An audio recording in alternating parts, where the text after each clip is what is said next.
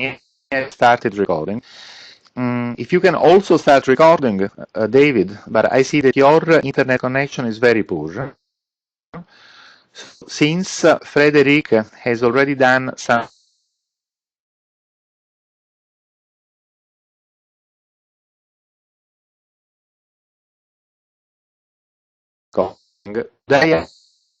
Frederic, if you can record the afternoon sessions.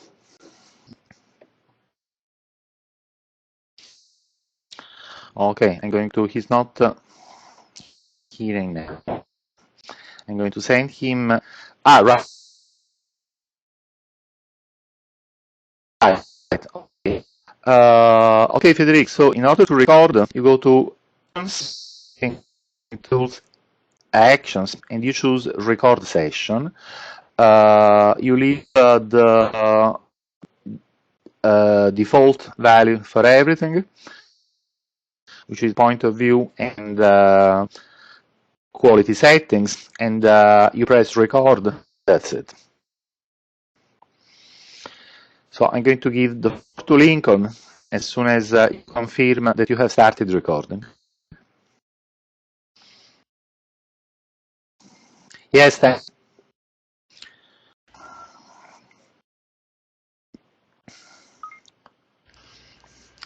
So thank you very much for coming back to the afternoon session, and the first speaker is Lincoln Cannon. Lincoln, you have the floor. All right. Thank you, Julia. Can everyone hear me all right?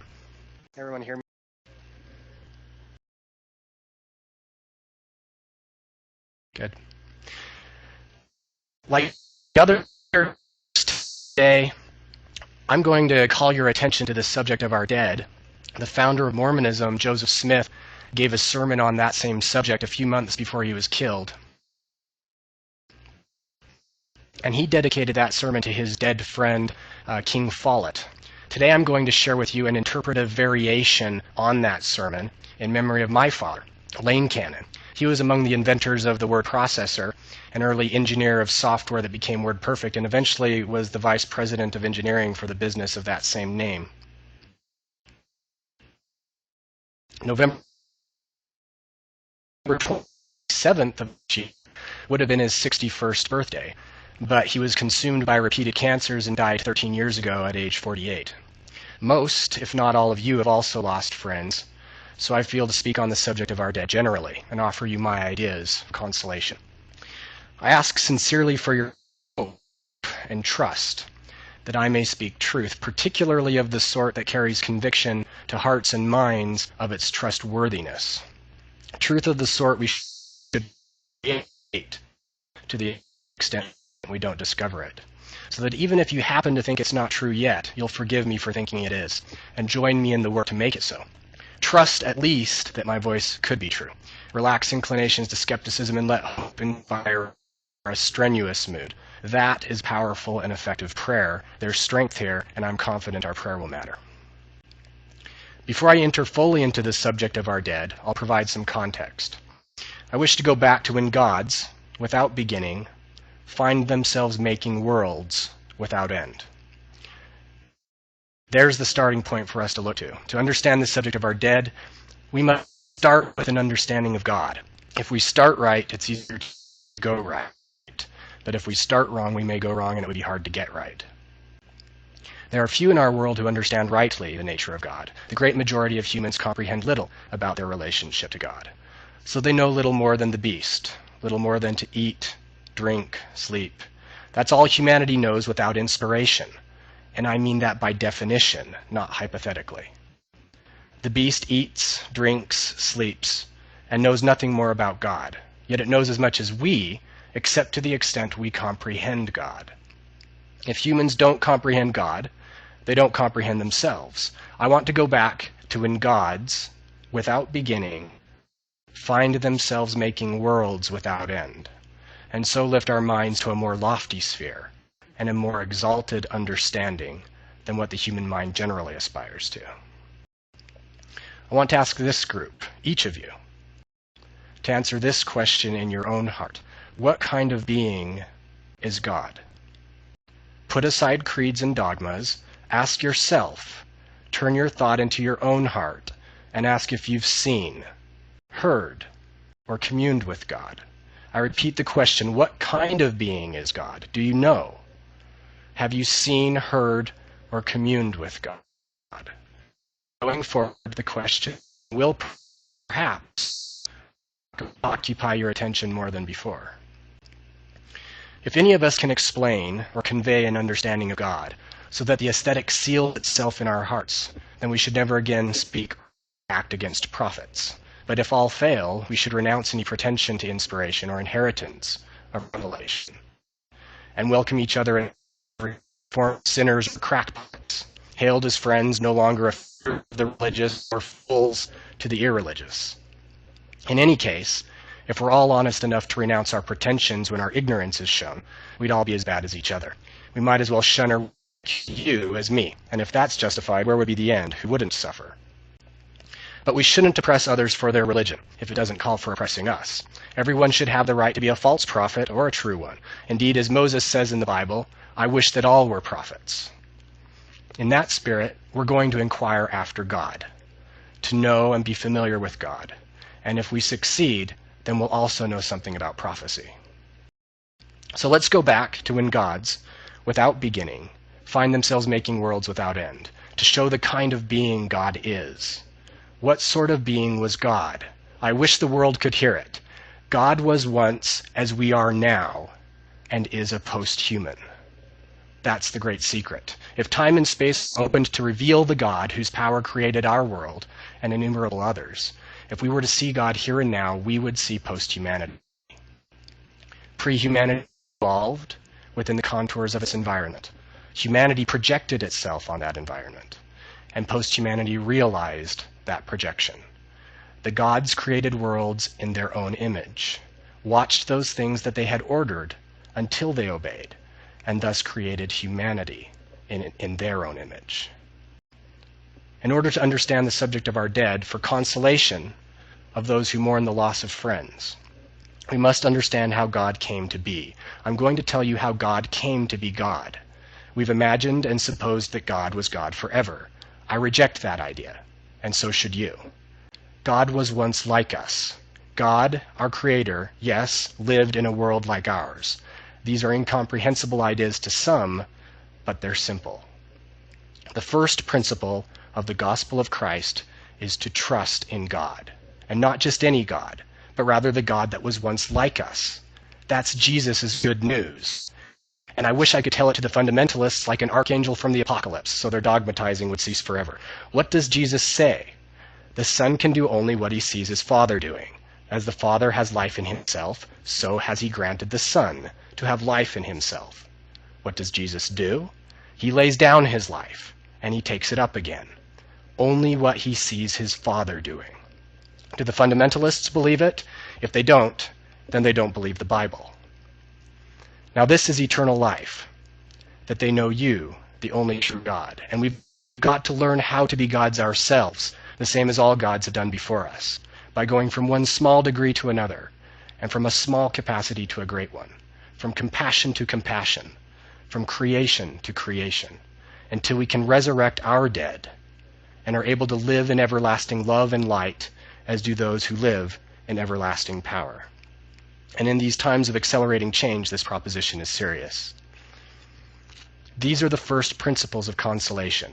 How consoling to mourners when they must part with a friend, to know that although their bodies go down and dissolve, they shall rise again to live in everlasting love and light. As the Bible says, we will be heirs of God and joint heirs with Christ. What is that? To gain the same love, the same light, the same power, until we become the same as those who have gone before, not merely as their prosthetics, but rather as genuinely compassionate creators in ourselves. The Bible tells of two persons aspiring to godhood. One will pose and will exalt himself over everything that is called God or is worshipped, so that he sets himself up in God's temple, proclaiming himself to be God.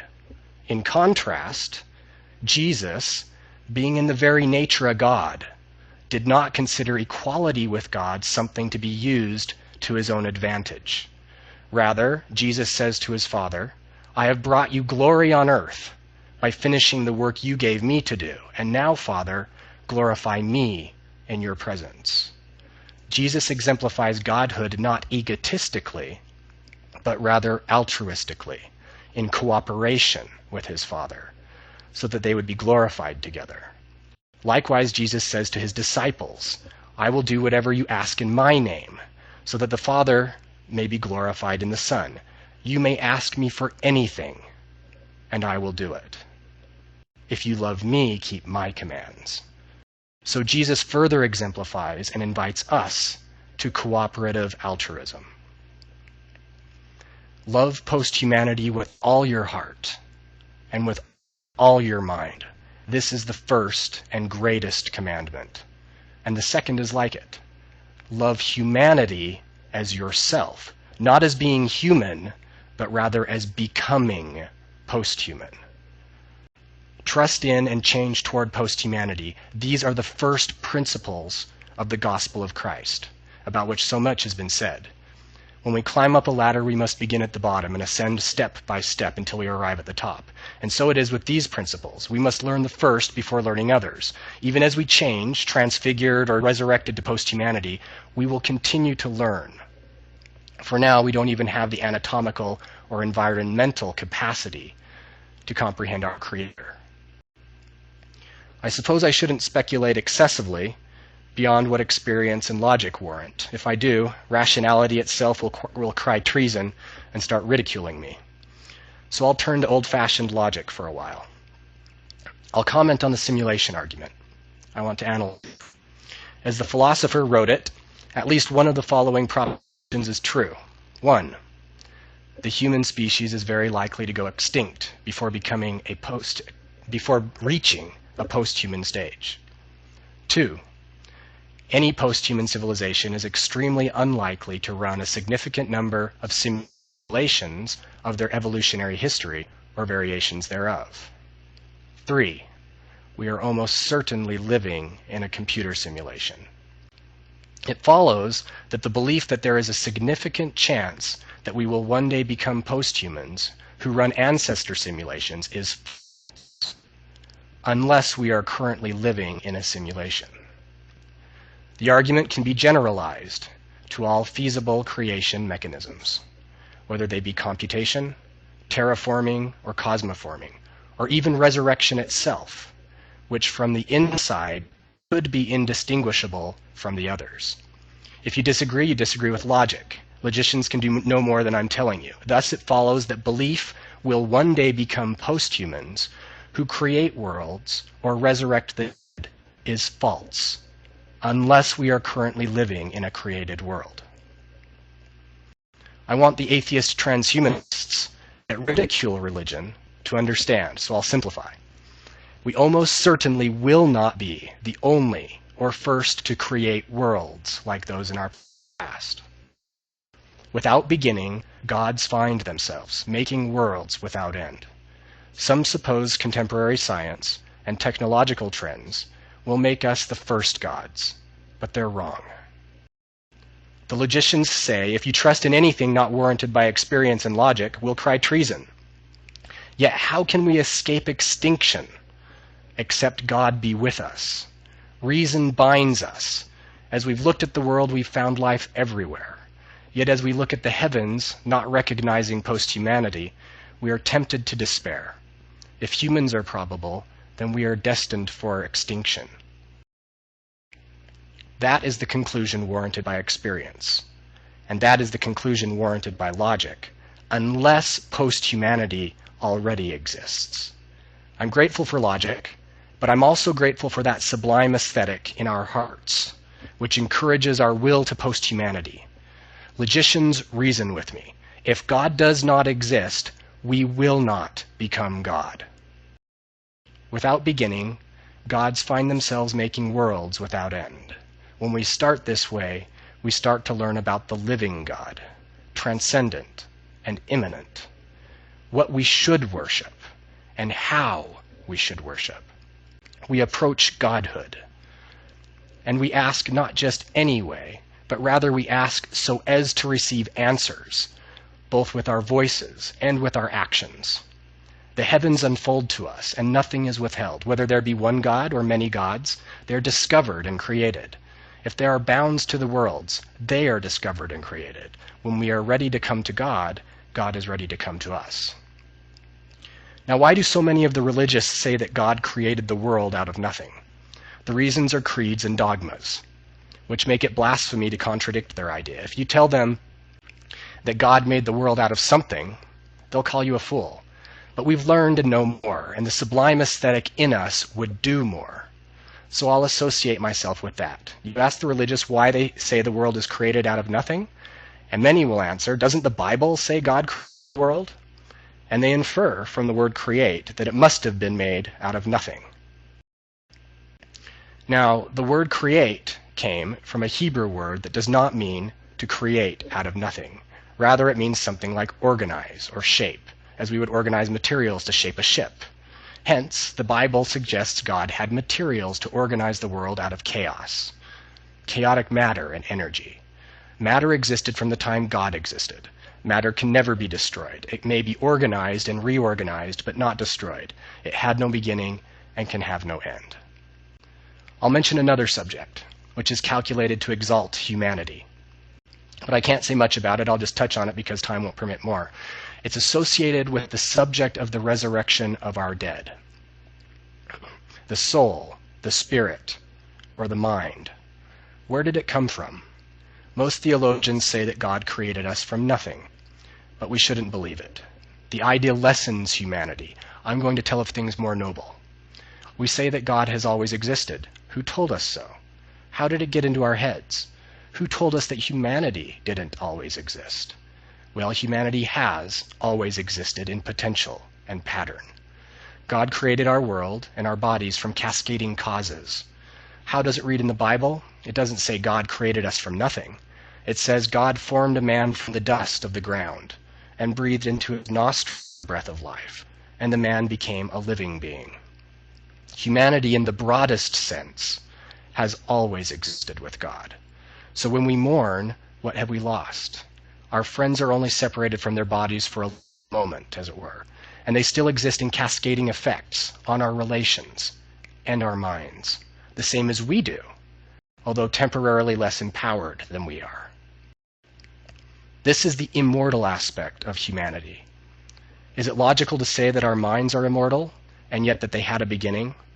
That which has a beginning may also have an end. Change, we have a beginning. Neither will we have an end. There never was a time when we did not exist in causes, nor will there ever be a time when we will not exist in effects. Unique in time and space, and yet thoroughly and pervasively interconnected, we have always existed and always will exist with God. All the theologians from the beginning of history who say that the human mind had a beginning prove that it must have an end. And if that's true, then we'll eventually go extinct. But if I'm right, God never had the power to create humanity from nothing. God could not create God from nothing. In the broadest sense, we have always existed, information forever, and there's no creation about it, although we'll change. Aspects of humanity always exist with God. Without beginning, gods find themselves in the midst of chaos and potential. And because gods are more intelligent, they make worlds without end, whereby the rest can advance. Gods make others more intelligent, that all may increase in light and love, knowledge and power, through and for each other. These are good principles. They taste good. I can taste good principles, and so can you. You say honey is sweet, and so do I. When we receive good principles, we know they're good. In life, we experience everything precisely as though we had no bodies at all. And anything we learn that will preserve our minds will also preserve our bodies. So we have a responsibility, an awful responsibility, in relation to our dead. What of all who didn't learn to preserve their minds while alive? Can we do nothing for our friends who died without an opportunity to prepare? Can they be saved, although their bodies are dead in the graves? Our greatest responsibility in this world is to seek after our dead. We can't be whole without them. They can't be whole without us, and thus our obligation. We should trust in the possibility of resurrecting our dead, according to the foretellings of the prophets. As the Bible says, turn the hearts of the parents to their children, and the hearts of the children to their parents. Imagine a post-human genealogist. Using the tools of quantum archaeology, she traces backwards through time and space, from effects to causes. Sampling a sufficiently large portion of her present, she attains a desired probabilistic precision for a portion of her past, and she generates you. The future you is distinguishable from the present you, but no more so than the today you is distinguishable from the yesterday you. You are resurrected, and you learn to repeat the process for your friends. As mourners, we have occasion to rejoice. My father, Lane Cannon, is gone only until the resurrection of our dead, to rise and reunite with my family and his friends in love and in light. We all have parents, siblings, children, and friends who have gone, but they are only absent for a moment. They persist in effects, and we'll meet them again when we or our descendants become God. We will raise our dead, so we may become God together. I trust this, and so should you. Although we should take risks seriously, the sublime aesthetic moves us against fear and to action. Although we may mourn or weep, we expect our friends. And more, we actively invite our friends to rise with us in the morning of the resurrection. Are there any questions?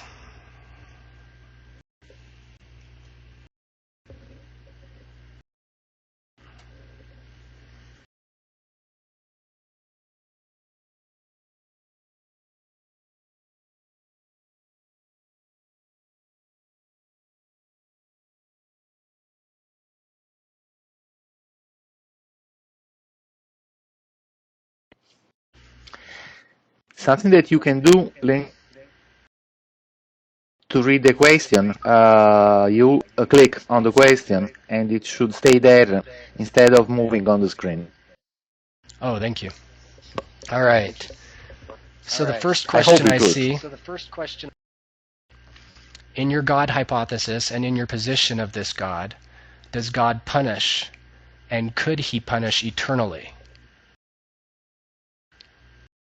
So first question there, I won't speak for everyone who trusts in God, but the God that I trust in isn't concerned with punishing arbitrarily. Let's see, could God be completely unassociated with the Jesus hypothesis?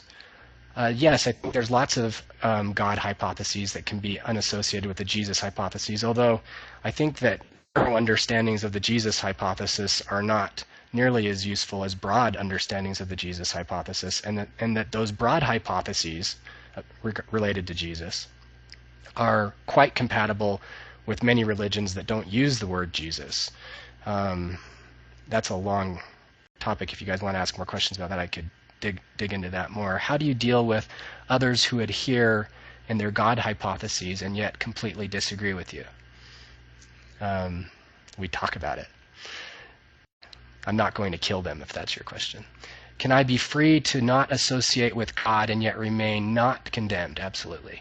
As such, could it be that many so did and found different ways to godhood, and have found different, overlapping, and sometimes mutually exclusive altruistic existences? Sure.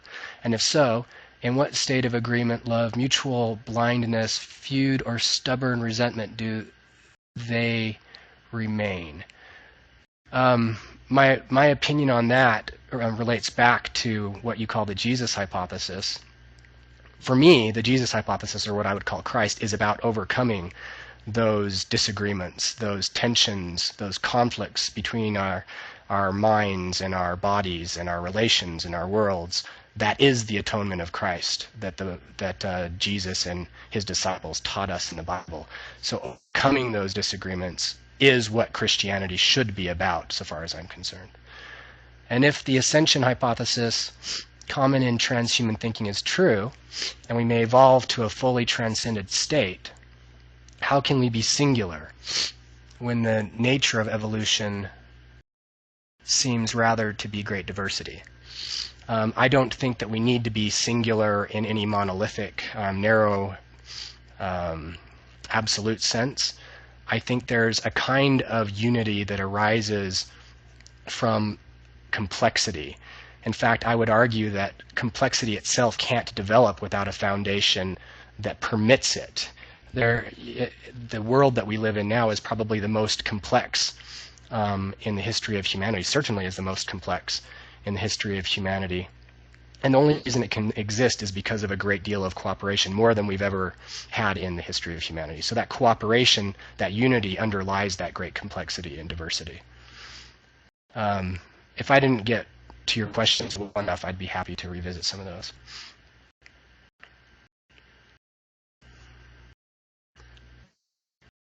Yes, it only functions with competition and democratic freedoms. I agree that those should be part of what I'm talking about. I'm not arguing against them. If I program a sentient being in a simulated reality, am I God? Well, there's lots of kinds of gods, and yes, according to one definition of God, sure, you could be God. I don't think all gods are worthy of worship, and by worship I mean emulation, striving to become like them, idealizing them, pursuing those attributes, those virtues in ourselves. The God that I think models emulation in a way, or models virtues in a way that we should emulate, I associate with Christ, but not dogmatically. I'm happy to talk about it in other terms. But that is a God of compassion, a God that doesn't set itself above other gods, a God that would make us all God together. And what does that mean? Well, so it can mean all kinds of things. We have to care about what others desire. We have to care about the rules of other communities, and we have to care about reconciling those desires and those rules to ourselves.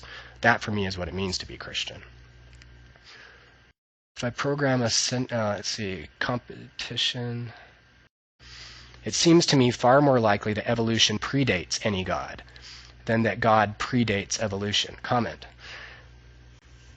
I don't know if there is a first God. I don't know if I can tell you this much: we're not going to become gods unless gods already exist, as I've emphasized in the presentation I shared with you. Could there have been a first God? Very improbably. I don't know. I don't know that anybody can answer that. Perhaps not even the gods could answer that question. Hey, might I be reinstated as a quantum archaeologist once? Why might I not be resurrected millions of times by many of which might have nefarious plans with my resurrected body? How is this resurrection related to godhood rather than to massive potential predation? That's a great question. One of the areas that I didn't explore a whole lot in my presentation is something I call the benevolence argument. If you go to thenewgodargument.com, you can read more about it there. But basically, I would argue that there are natural moral hurdles to the attainment of increasingly complex and powerful technologies. And so we have good reason to suppose that those who are more advanced technologically than us and have greater technological power than us are more benevolent than us. I think that we're increasingly seeing evidence for this in sociological studies of human history as well, where when we look into the past, we see great violence, we see terrible lives for children, we see things that we now just take for granted around us, we couldn't have taken for granted in the past. The world was a much worse place in the past than it is presently, and I expect that will continue to be the case as we continue to advance. And if we don't advance in our ability to cooperate, I think our civilization will collapse.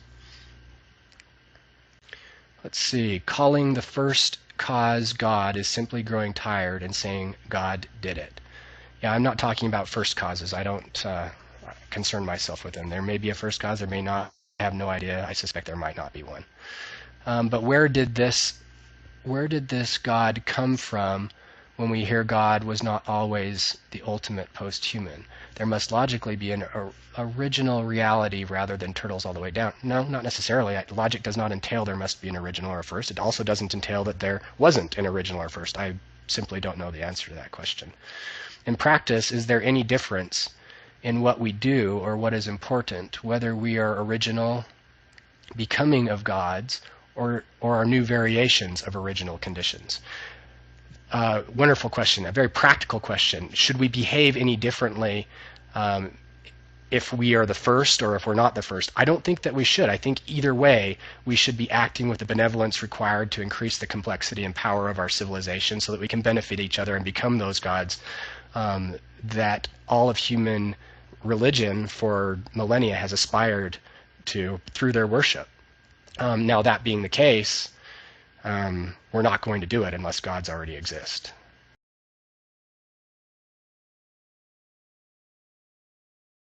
There has to have been a first species. Oops, I'm losing my position, I'm sorry. There has to have been a first species reaching godhood, or your premise is logically faulty. Some species that was not in a simulation. Well, I disagree. That's actually not accurate. There's no reason why there has to be a first. There may have been. And, you know, 1 in a sextillion chance, we're that. But, again, we're not. Serene, what's wrong with turtles all the way down? It is the simplest model. It might be turtles all the way down. There's also a third possibility. Instead of turtles all the way down, or instead of there being a first turtle, it may be indefinite in the sense that, and this might sound really strange to you, but it's an idea that I'm exploring and don't have a whole lot of good stuff to say about it at the time except to say that I'm exploring it. Maybe the search for deeper turtles creates them, in a sense. So I won't say any more about that. I'll start to sound really seriously strange. If there is no ground, no turtle gets squished. That's right. No, they collapse into a singularity. You have no causality if there was no such species. It becomes hopefully, you mean hopelessly, I suppose, circular. One eternal round is part of many religions. Many religions have talked about circularity to history, and I don't know that that's not the case. Again, I'm not telling you that is the case, but I'm just saying that we don't have evidence that it shouldn't be the case. When you reach sufficient gravitational mass, quantum turtles, great turtle explanation, Lincoln. Any other questions?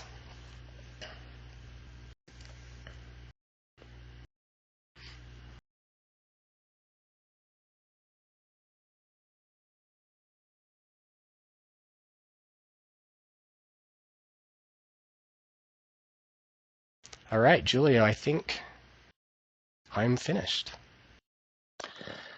No other questions that I can see. And anyway, it's very easy to reach Lincoln by email. And he always answers email, I guess. Thank you very much. Let's make now room for Brent. I'm going to ask Brent to switch his webcam on. And I'm going to load Brent's presentation.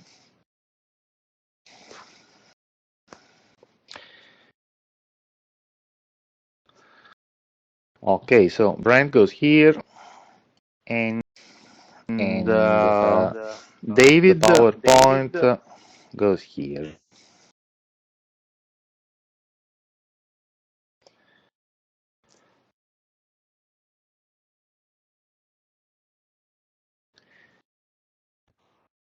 Turning mic on. Test, so test, it's not a conservative alternative.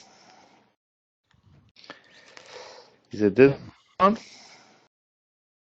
Let's see.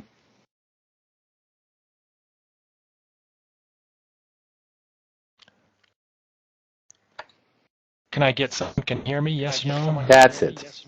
Yes, we can. Okay. We can hear you very well. You have the floor now. Your presentation is on the screen. And you are also on the screen. Everything is on the screen. So we can give the floor to Brent. Okay, I'm looking at the podium and I can see a cursor. Can other people see that same cursor? I don't think the cursor is projected on the main screen. Okay. Also, this morning, 3 times, I'm not sure if it was my internet provider, but I got disconnected and it took me a minute or two to get back in. So if that happens, it happened during Lincoln's talk, so I'm hoping I have another hour before the next one. But if I disappear, I'll be back in a minute or two, I think. Okay, and then, yeah, basically the presentation today is just the Kaiser.com system that we've been working on and developing for several years. It's an open survey system that amplifies the wisdom of the crowd. And it does this by enabling everyone to communicate concisely and quantitatively. The ultimate goal is to have a rigorous quantitative measure of what everyone believes, including the crowd as a whole or the experts in that crowd and the difference between those two. And a good example of place where people are claiming there's a consensus is within global warming. Lots of people claim there's an expert consensus or scientific consensus that global warming is a problem, but I would definitely like to know quantitatively how much of an expert consensus it is, and especially if I could query, if I could choose the experts, especially transhumanist experts, what do they all think about that? And to me, that would be invaluable information as far as my desire to act morally. Because obviously with existential things like global warming, if we get too far away from reality, it could be devastating to everyone, the Earth and everything. So things like that are critically important.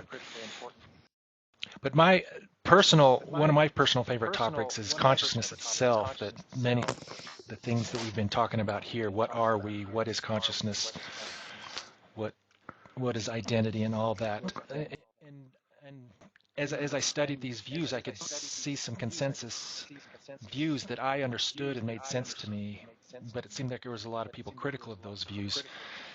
And in general, if you talk about consciousness, everyone tends to seem to think that there's no consensus whatsoever on anything. People can't even agree on a definition of what consciousness is.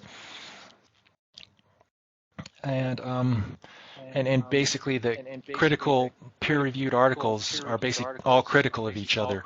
The goal is you find someone else's paper and you write a critique and find everything you disagree about in that.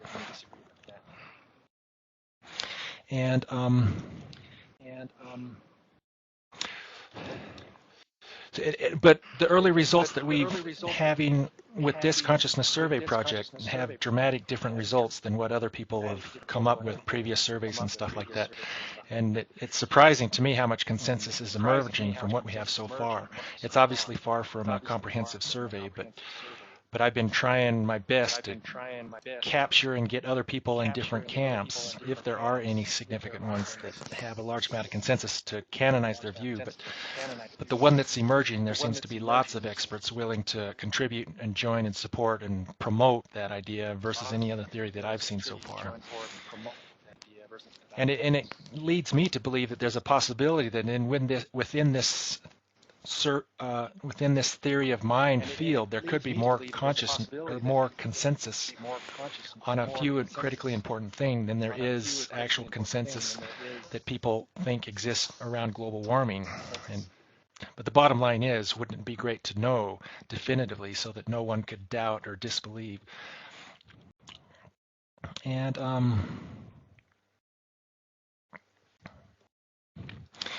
okay, so I'm going to go on to the next slide here.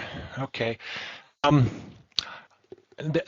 not sure, on many of the notes groups, there was a post that last month that was Dawkins, and basically he was being asked, what is the most important question that you would like to see answered? And he replied, and there's the YouTube URL up there, in case anyone wants to go see that. It's about a 30-second URL. But basically Dawkins answers the question, how does subjective consciousness works? What is the relationship between what my redness is and the underlying neural correlates? That's basically, he's asking that question. And so there's a survey mechanism tool here, and I would basically I'm going to pull up the Mervetalia question, and I'm going to type in my question here. Let's see. Where did my question go? Okay. Oh, basically, yeah, the question's on the slide there. Do you agree? So I had the question right here. Table of contents. Sorry, I seem to have lost the question in my notes. Global warming. Okay. Okay, yeah, so I'll type the question here. So, do you agree with Dawkins? And basically, it's a yes or no question. So, can everyone see that slide?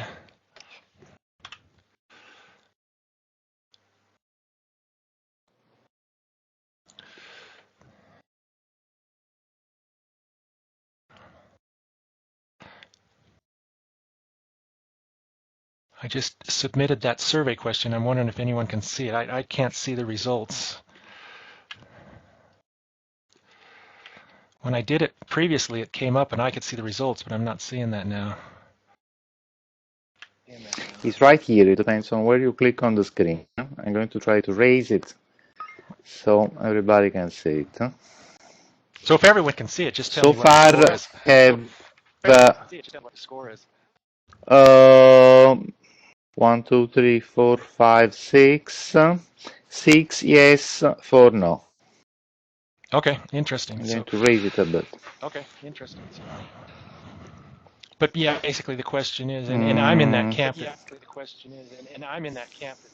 that thinks that a lot of people have talked about uploading ourselves, and to me, that's the solution to all of our problems almost. Everything from global warming to aging to hunger to our animalistic tendencies to war and all of that kind of stuff. Once we understand the mind and can upload ourselves, then all of those everything from space travel in one fell swoop is solved. And to me, the most important part to getting to that is tying in this relationship between what is consciousness like and what does the subjective feel, what is redness, what is greenness, what is the difference, and how does that relate to underlying objective neural correlates that we know exist in the brain. And so basically that was my... I have to give you an update. Brent is now 6 and 6. Oh, interesting. There's quite a bit of people that think. So for those people that think there is something else that is important, I'd be very interested in hearing what that is. So feel free to send me an email because I would like to tally up and see what other people think. And there is a topic on the canonizer.com about what people think is the most question, or what is the most important question, and it would be very interesting to get all of your views canonized, to survey everyone to find out what they think is the most important thing, what questions should we be asking, and what will give us the most bang for the buck to get this millennium or singularity here as soon as possible. So, but anyway, towards that end, I'm going to proceed with that at least there seems to be some amount of consensus out there. Half for consciousness is important and ability to upload, and then there's half, it sounds like, to think there are other particular topics that are important from that. So but basically I wanted to show you that this is basically the slide here is the basic table of contents that canonized with the one person, one vote indicator. So you can see the numbers to the left are indicate how many people.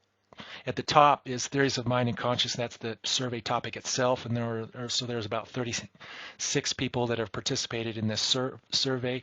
And then the numbers in and below is the title of each of the camps, the various theories that have been canonized.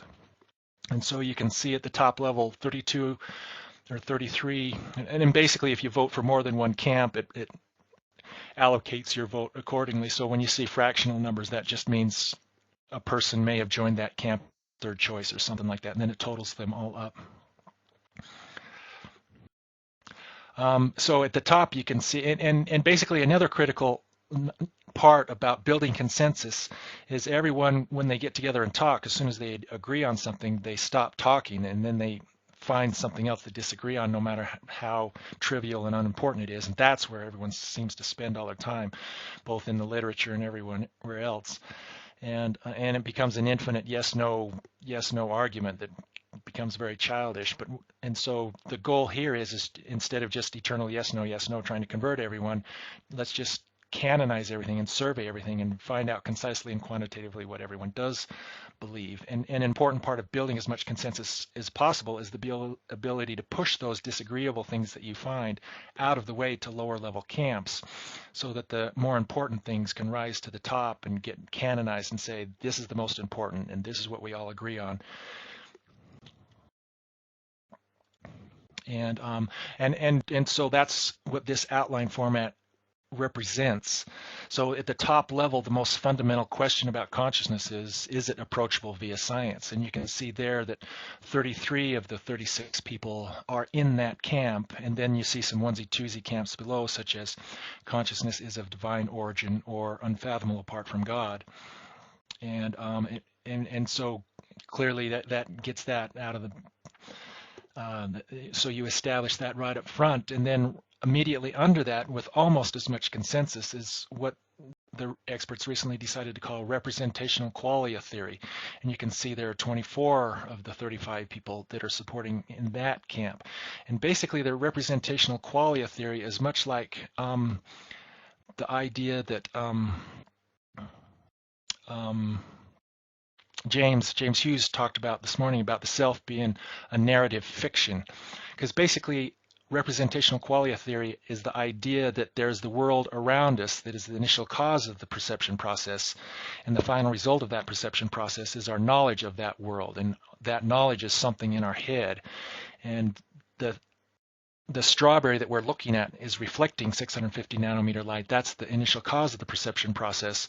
And the final result of the perception process is our knowledge of that initiation of the process, and it's made of the redness. So the redness, or the qualia, or the ineffable phenomenal property, that's a property of our knowledge, a property of something in our head, and that's the general idea. And so basically, if you think about it, then inside of our head there's a model of the world, and at the center of that model of the world is the model of our body, and then inside that skull, inside that knowledge of our skull that has a referent in reality that is our real skull, is the knowledge of ourselves. But unlike all the other knowledge, that knowledge of the self doesn't have a referent in reality. And when you think about what is an illusion, that's basically what it is. An illusion is having knowledge that doesn't accurately represent its referent, or something that doesn't even have a referent.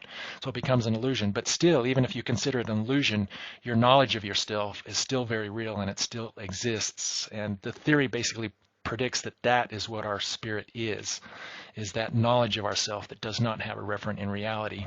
And that seems to be the emerging scientific consensus, that there's a lot in the theoretical field, there's a lot of experts that agree on that idea. And an additional part of that theory is the idea that the internal knowledge is composed of these phenomenal properties, such as redness and greenness. And those are ineffable phenomenal properties. And what ineffable means, it defines in this statement what ineffable means, and that is basically, if you tell someone a particular chemical tastes salty, unless someone knows what the meaning of that abstract word salty is, they can't you can't effectively communicate that. So you first have to be able to experience that, to know what that salty sensation is, to know what someone, and to have that bound to that abstract term salty. Otherwise you can't know what it means. And so when you tell someone that I represent that strawberry with redness, we can't know if someone else may be representing that strawberry with greenness. And then so let's see, I'm going to move to the next slide. So there's the approachable via science, we covered that. Representational qualia theory, that's the general consensus that has almost as much. And then below that we move down in the mind-brain identity theory. And that's the idea that everything we are is our brain. The spirit world in our spirit is dependent on the brain. And right down here is where we finally start to see some significant other camps that are starting to emerge to be close to being competitors. Like there's the higher dimensional theories, which includes the Smythe's car hypothesis, which is basically, and if you think of Platonic spiritual dualism, where the spirit is in some neither world or some external world or some other dimension or something like that, all of these levels are compatible with and agree with representational qualia theory. And then there's pan-experientialism and a bunch of others like that. And then when you get down to the next level below that, if we move to the next slide, you can see function. This is where the real horse race, and this is at least so far, the only place where there's any disagreeable consensus. And it's basically all around the idea of how does redness, or the phenomenal properties of the subjective experience, how does that relate to the underlying objective neurons or neural correlates that we know exist there? What's that relationship? And basically there's two horse race camps. There's the functional property dualism, and down here there's material property dualism. So functional property dualism is basically David Chalmers' idea that the relationship is purely functional. If you have the right set of ones and zeros, or if you have the right set of functioning underneath, the qualia or that phenomenal redness or greenness will arise in some hard way. And so the only important thing is the functionality of the underlying computational material. It doesn't matter if it's silicone, it doesn't matter if it's neurons, it doesn't matter if it's beer cans or whatever. Anything that has the proper function, the same experience will arrive from that. But then the competitor to that camp is the material property dualism.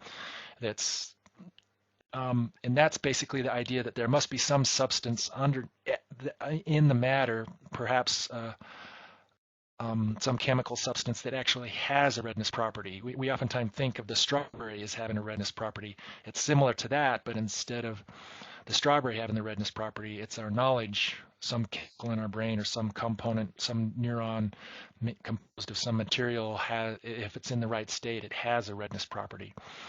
And without that material, you won't have the qualia. So those are the two at that level. And yeah, and someone mentioned that many of the views are not necessarily mutually exclusive, and that's the goal of this entire system, is to try to find those things that we agree with, the things that are not mutually exclusive, them, and move them into higher camps so that we can both be in the same super camp and agree on those things that are not mutually exclusive. But where we have differences, push those out of the way so that the things that are not mutually exclusive can exist and show that we all have consensus on them. And now I'm on the computational functionalism camp here. And this is, and you'll notice now below I've also got highlighted the consciousness from detection, reaction, association, and consciousness pertains to organisms interacting with the environment. So basically there's two dimensions that are going on here. One is the idea that qualia is important, or there's no such thing as qualia. There's qualophiles and qualophobes. And then the other dimension is, can consciousness be reproduced or entirely reproduced or completely 100% simulated by an abstract computer? And so those are two dimensions of belief there.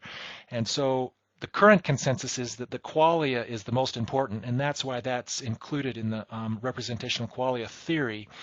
And then the computational theory has been forked here, because if you think of these people in the computational functionalist camp and the people in these other two camps, consciousness from detection, reaction, and association, those are also computational functionalists. But the difference is the computational functionalists underneath representational qualia theory agree that there's qualia and that qualia arise from that functionality.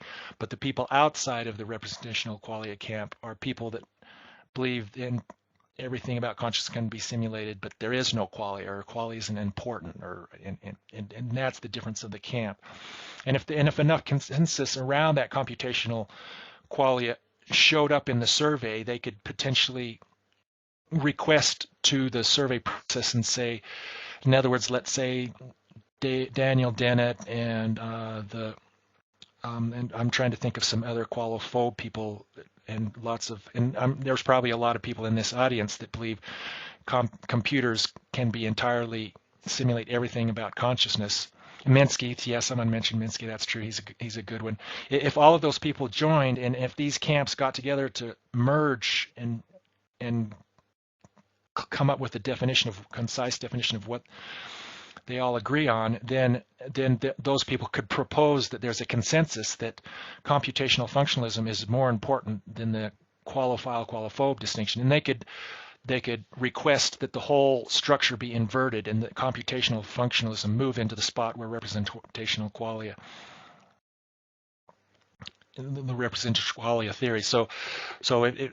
But the bottom idea is you have multiple dimensions here, and whichever one the consensus agrees is most important rises to the top. And if you want to find out how many computational functionalists they are, if they aren't the consensus, then you have to count both the computational functionalist camp up here and the consciousness from and all of the other similar camps.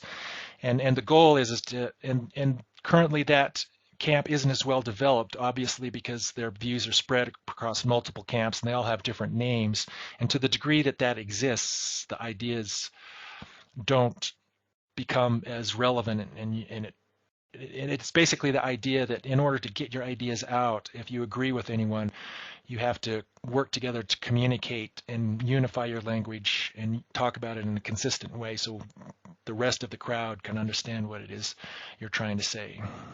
And yeah, so I'm pretty much got down to the consensus cap, covered those, and reviewing my notes here, I think I'm pretty close to the end. So let's see.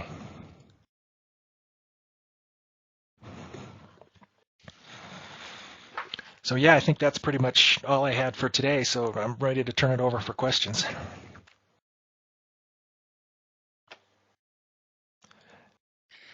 Yeah, I think I will start. Why don't you do another poll on this? I'm sorry, what was that? If Do another what? we think, why don't you do another survey like the one you did before to find out how many people in the audience think that speaking of qualia makes any sense and how many don't? Oh, that's a good question. Okay. So basically, do you believe qualia is an important part of consciousness? Does that capture? Does that sound like? Does anyone propose a better way to phrase that question? I think I can propose a better because qualia is not defined at this moment. It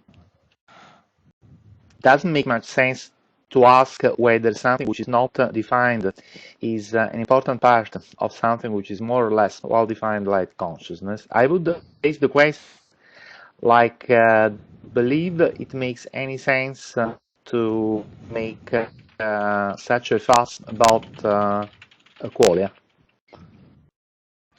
Okay, do you believe it makes sense? Help me with the rest of it. It makes sense speaking about qualia. I'm referring to Wittgenstein that you cannot speak about, you should forget. Okay. Okay, so how about, do you believe it makes sense speaking about qualia when talking about consciousness? How about that?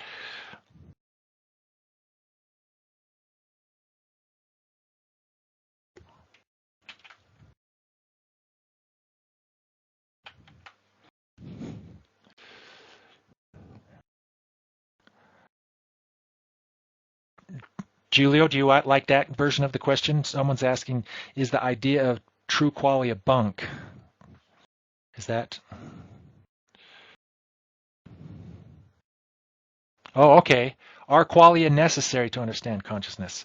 Are qualia necessary to understand consciousness? I really like that version.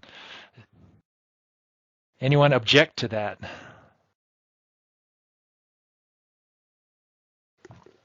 Okay, I'm going to post that in.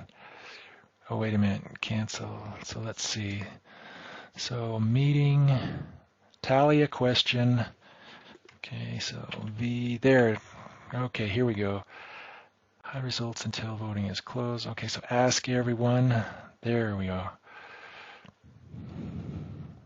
Yes.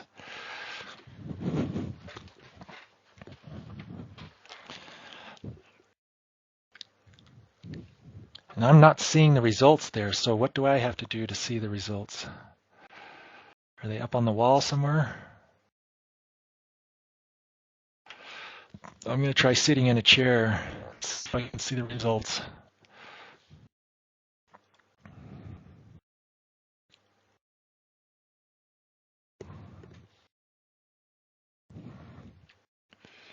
Oh, there it is. I can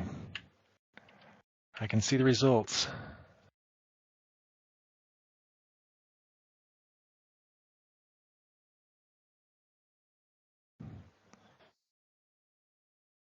But I can't see the numbers. Can someone tell me the numbers?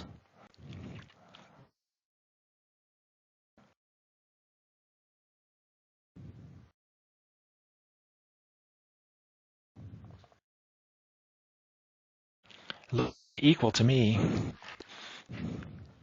If you can perceive the results, there's your qualia evidence. Oh, qualia has achieved a consensus. It's red and green. How great is that?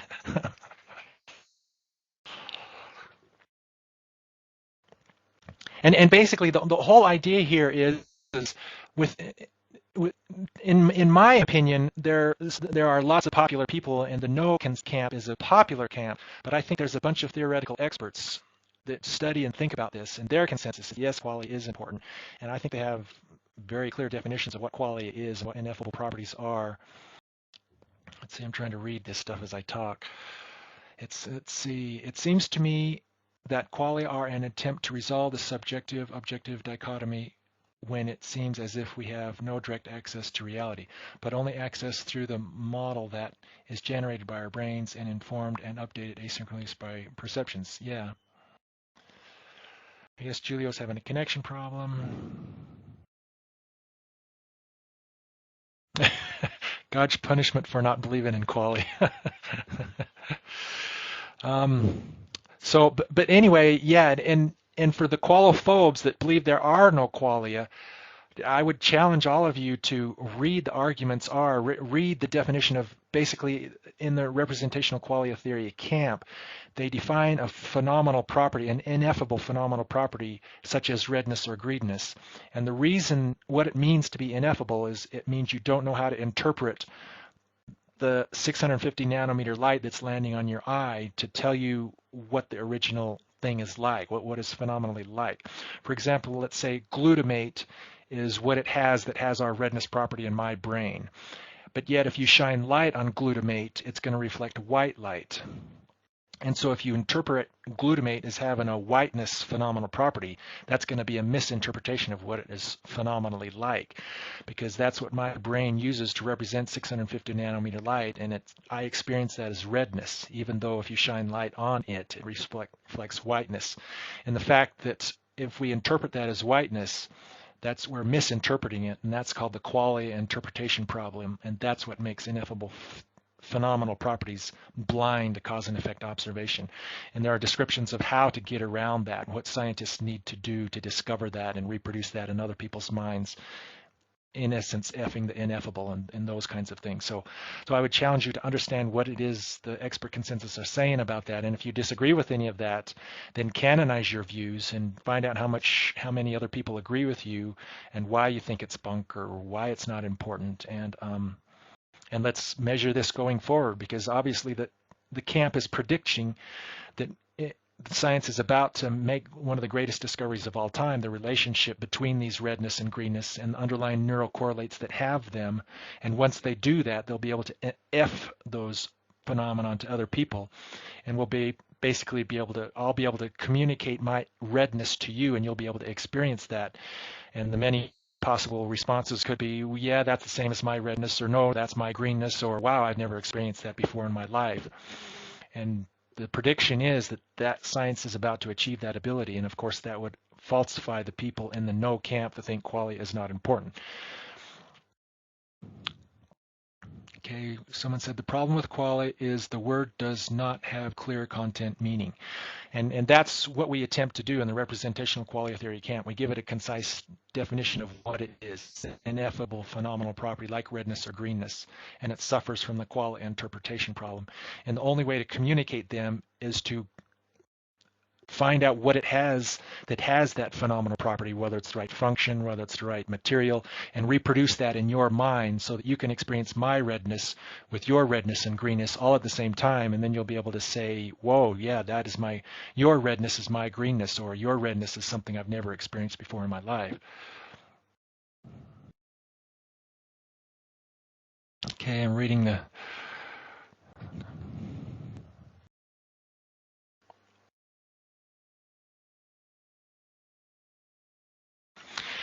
someone asked, does the scope of canonizer contemplate the whole scope of human knowledge?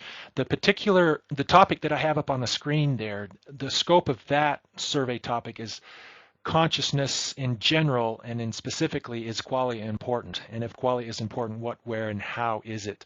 That's the focus of that question, but anyone can create any survey topic in canonizer.com to cover anything they want. The whole scope of human knowledge, you can format survey questions any way you want and develop them, and then just solicit information from people, and serve. And anytime you find someone that agrees with you, they can join your camp. If they have a different opinion than you, they can canonize their camp as a competitor to you camp. And the ultimate result is the most important topics will rise to the top.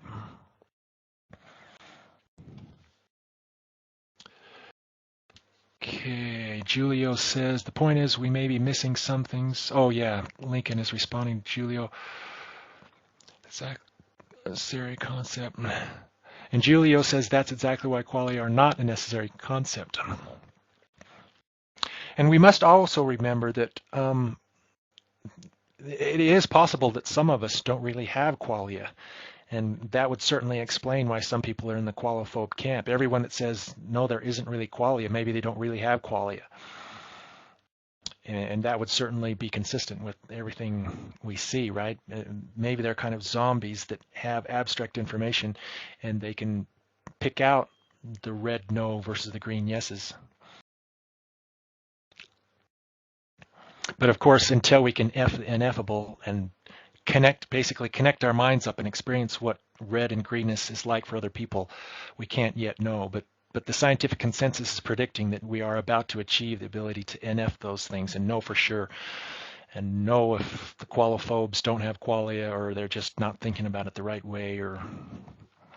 But the goal is to merge everyone's mind together. And it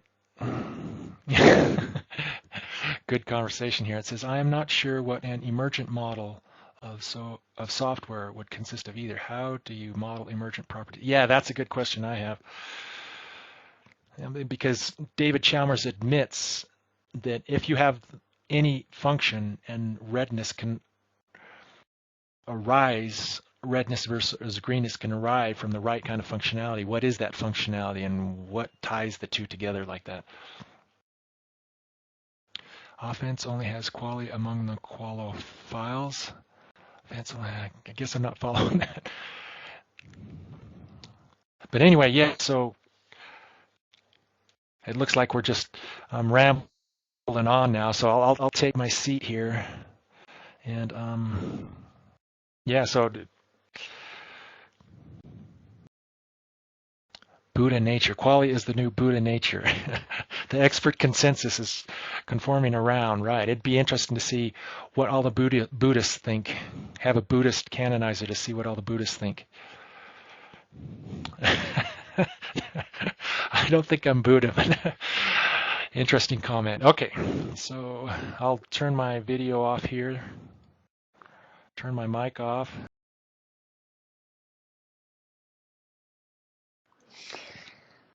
Thank you very much, Brent. And now is the turn of Dan.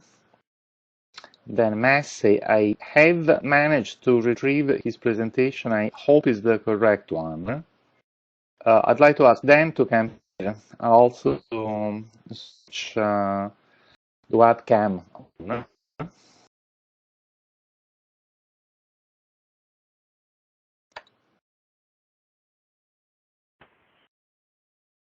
Okay. I really, Dan, can you come here where I am? I can't guarantee that one. Uh, I'm sorry.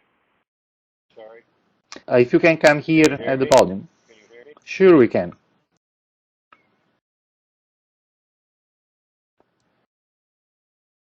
First, Julio, can I'd you like to hear me? ask you if this is your presentation indeed, beginning with Okay. joyful immortalities here. Is this Um, yours?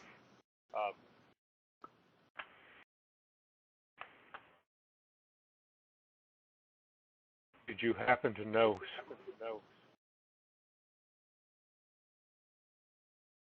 So if you come here, first you want to, if you're Yes, this sitting is mine. There were two versions down, of it you want to loaded. stand up.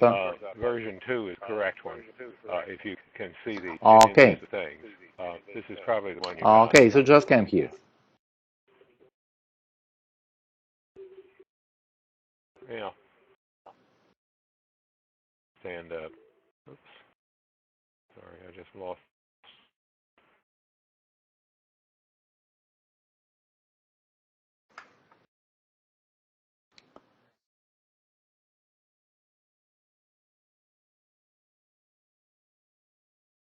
Oh, my video's off. Sorry.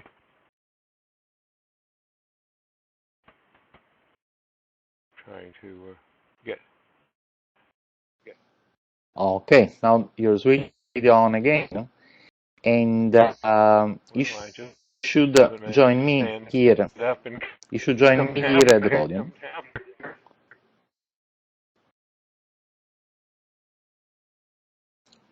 Unfortunately, for some reason, I see that you are not having a good internet connection, while you usually do have a good connection. Yeah. Um,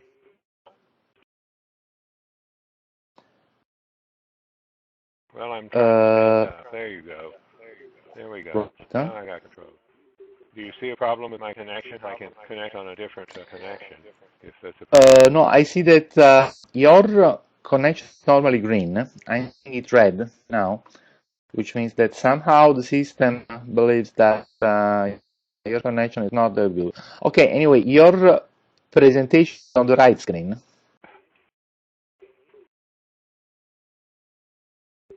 How can I see my own slides? I'm Okay, sorry. so now it is on the right screen. What you want to Here we do, you go. want to click the title bar, and then you're ready to go because you can zoom on the screen. Right. Yeah, this is the right set. Okay, then you have the floor. Okay, well, uh, I'm sorry, am I supposed to leave the video off? No, shoot on. Let's see how it works.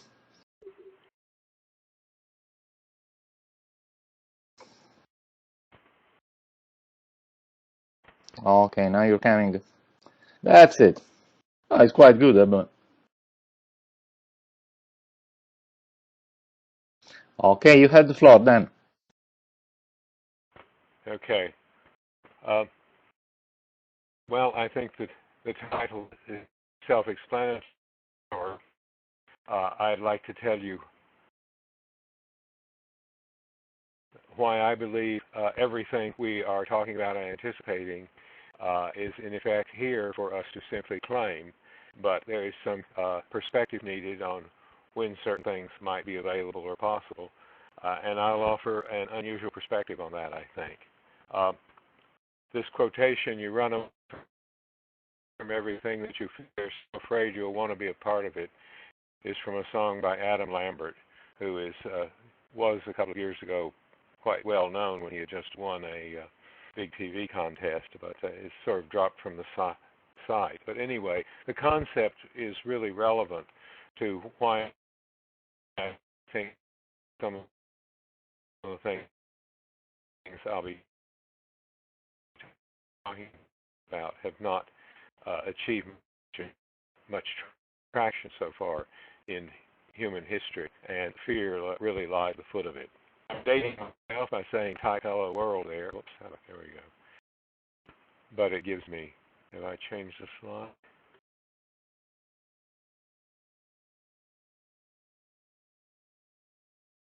There we go. Well, let me say that it's a pleasure to be back after observing this workshop last year. In trying to get ready for this, I went back and listened to all the presentations that were made last year, and I hadn't really, I think, the same perspective back then as I did now after circulating in transhumanist circles for the past year, off and on. I perceive that most people who spoke were talking quite candidly about their beliefs, not necessarily trying to market their beliefs to other people or convince people that they were right, but just simply to lay it out and say, well, this is what I think is important, and just sharing. And so I thought I would approach this the same way. So in a sense, I guess this is what's called a confession. Traditional religious circles, you say what's really on your mind, and anybody who can say, well, I think that's a good idea. I think I'll steal that one. Or, God, what an idiot. Anyway, here goes. See if I'm getting the slide change right here.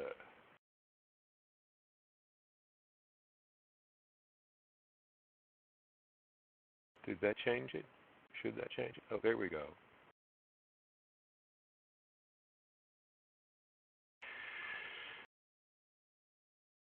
Okay, I am immortal. That's a somewhat extraordinary claim, since most of our discussions so far have been about how one might become immortal, lots of technology and so forth. And I'm saying I am now immortal. And let me explain how this can be possible. My consciousness exists in two phases, one of which I'll say is normal consciousness, and one is a kind of super consciousness that guides the consciousness of the lower levels. The lower levels are ephemeral. They're embedded in my meat brain. They have a lifetime as long as my meat brain has. Higher levels are persistent. They exist in a mind structure that is not being computed inside the meat brain, or does not depend on the meat brain, but rather integrates across a kind of interface between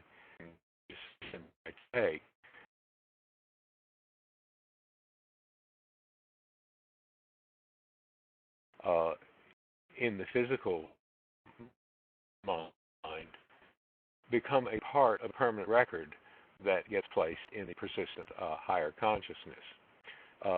For this to work, there has to be some sort of physical substrate.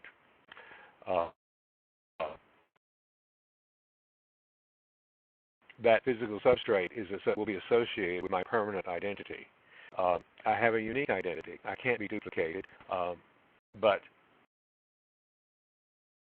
any physical substrate that happens to be my super consciousness, which is the persistent part of myself, will function for me and enable me to, that is, physical reality and similar types of reality. I think we just lost a slide there.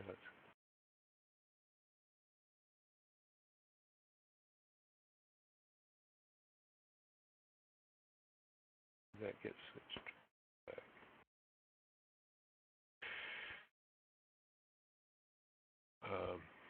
There we go. If I can, if I really want to be immortal, I can.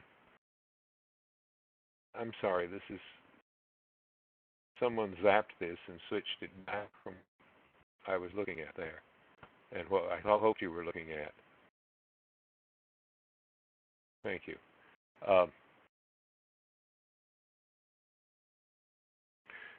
Deciding you're going to be immortal is a pretty heavy commitment, because you might imagine that in eternity you might run out of things to do.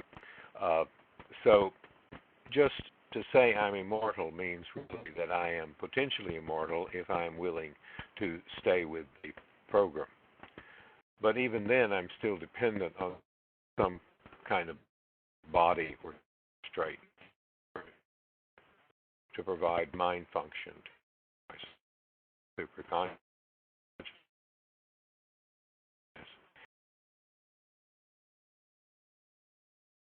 And I believe that in time I will achieve the ability to project that for myself, but I'm far from it now. And immortal does not guarantee that one has that property. Well, let's go on to the next slide. Hopefully I can.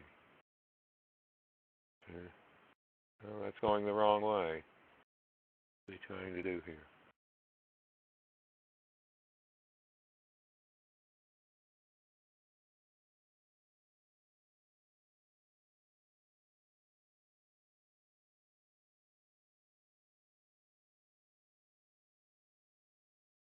I seem to be messed up on being able to get this to go forward to the next slide. It keeps going back to the beginning.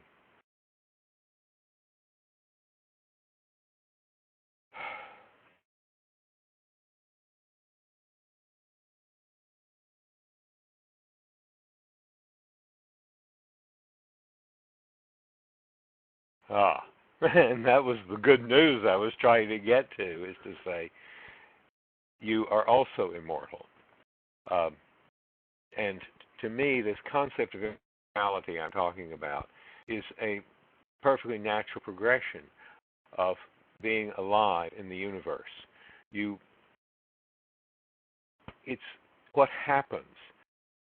It's like oaks grow out of acorns. We are here alive and living on this planet, but we are all potentially immortal if we want to proceed and be immortal. The fact that this body dies and decays, well, so does an acorn, if you'll pardon the crude material metaphor. The issue is, do you want to be persistent in the universe? And the quality of that persistence is not determined by what you believe, like whether you're going to, I believe in Jesus, or I believe in God, or I believe in something else. It doesn't make a bit of difference what you believe. What matters is what you do. And as far as I'm concerned, the concept of salvation is learning what the right action is in any given situation.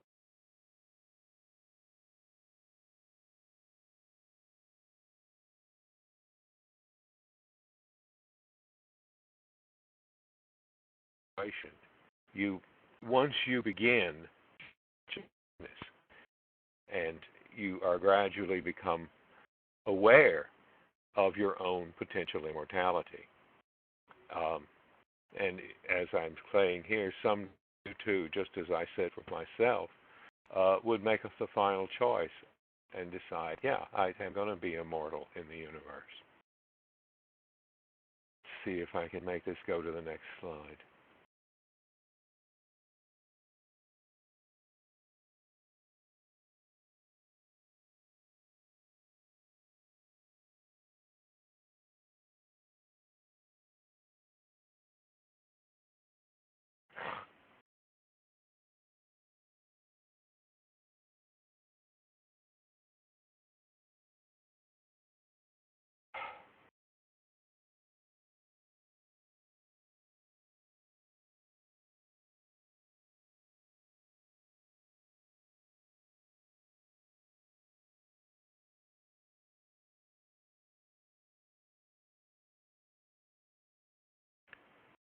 Well, I can't seem to figure out how to get this to move forward. Julio? Anybody?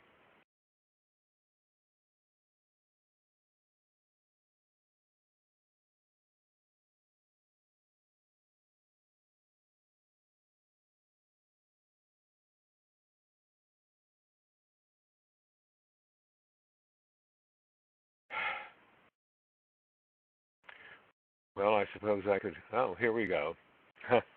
Finally got there. I thought I'd just take a moment to tell you how I came to view myself this way.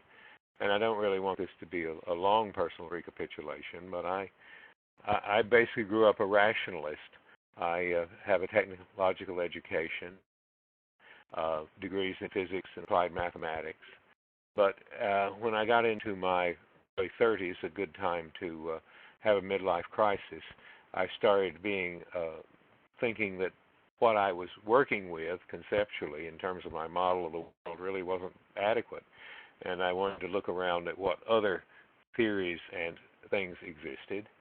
And I did an awful lot of reading and went through a lot of weird stuff over a period of a year or so. But I fetched up on a document called the Urantia book, which some of you may have heard of. Doubt if anyone has read it. It's 2,100 pages long. And I was attracted to the way the text of the book seems to inform and reshape one's thinking about the nature of reality and the way you interpret what you are actually doing in life and how you think about it. I became deeply involved as an inside activist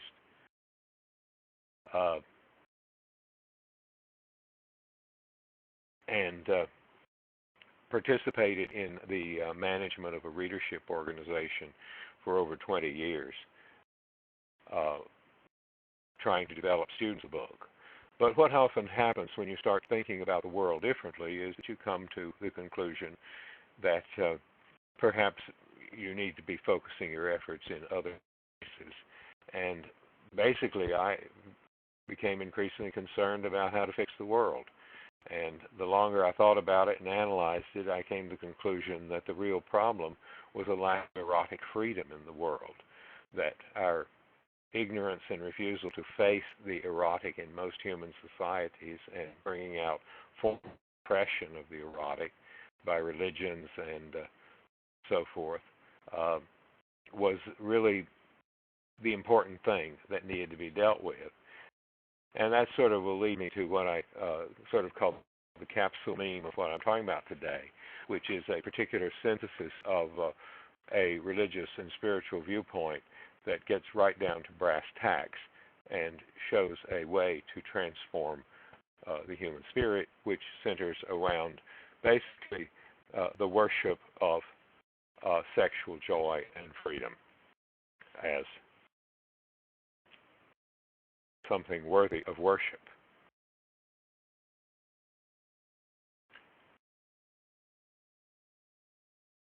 All right, and based on advice coming back on the chat, I'll hit this once and see if it gets any better. Well, I hit it once and it didn't move. No, then I keep using arrow on the top. You must use the arrow at the bottom of the screen. The one at the top Arrow just down here? flashes the screen. Yeah, this one where my cursor is. Oh, glory. It's You see, and now exactly the next correct slide. Oh, and that echoed right back at me, too.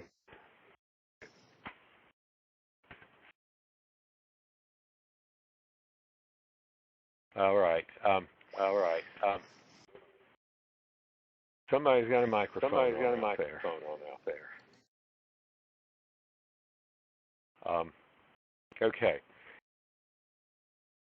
I don't want to spend a lot of time on this, but I think you should understand that the way I view the universe is radically different than the way most of the views that we've talked about in this workshop.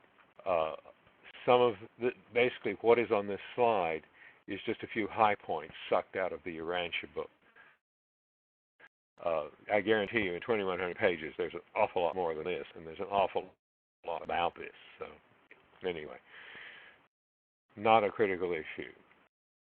There are three types of realities in the universe as a whole: absolute, ultimate, and finite. The reality we experience and that we develop in and learn in and evolve in is a finite reality, but its existence is supported by an absolute reality. And the absolute reality is simply existent. It is not something that exists in time or space. It exists outside of time and space and is in effect the source or framework on which finite time and space hang. By saying our universe is finite, we mean it's of a limited size, it's of a limited duration in time, and it's granular. It's made up of little atoms. It is not smooth and continuous like perfect peanut butter. It has 7 dimensions. The dimensions are not described in detail, so we can only speculate about what they might be, even based on the Urantia book. But clearly there is a concept here of a potential multiverse, although it's not spelled out in detail. One of the important things is this whole universe is under construction right now and being populated and organized. It's as though, hey, panspermia got started without us being invited to the show. In fact, we're the sperms that have been panned out into this universe. There are estimates based on stuff in the book that say it's about 80% of building out the full plan is complete, which is to have 7 trillion inhabited planets. But lots more of things floating around in space that wouldn't be inhabited or that would be developable for some other functions. So far, time has run about 40,000 trillion years in this finite universe. And so there's probably another 10,000 trillion to go before we reach a point that we'll talk about soon, the finality. It's important that we have a functioning cosmic government, but against this backdrop of how enormously huge and aged the universe is, it's clear that our planet is not is a relative newcomer to this. Now, the reason we've missed out on all this is because for the last nearly 250,000 years, we've been in isolation from the rest of the universe. About 250,000 years ago, there was a great unpleasantness in this section of the universe, and in the end, they walked away from 37 planets. And they're now just really getting going with pulling things back together. There are events that stand out in history, the stuff mythologized in the Bible, like Adam and Eve, and Abraham and Melchizedek, and Jesus Christ, which have all been part of trying to make things better and crank up the recovery. But for a whole variety of reasons now, it seems that things are really speeding up. Or so I feel, anyway. Well, I'm not going to spend a lot of time on all that, but what this leads to is a vision of what individual destiny is. And I don't mean just for myself, I mean for every individual, for all of you guys too. If you will to survive, then you will, and you will join this event called finality, which is the emergence of a synthesis of all the human experience, of all the people who are going to be all the people who have ever lived, who developed enough superconsciousness and awareness to be able to survive as an ongoing thing in the universe. And the universe is rich and complicated enough that even though it's a finite universe, this will still be a deity. Not exactly at the end of time, but a deity that is the fulfillment of all the possible development within finite time and space.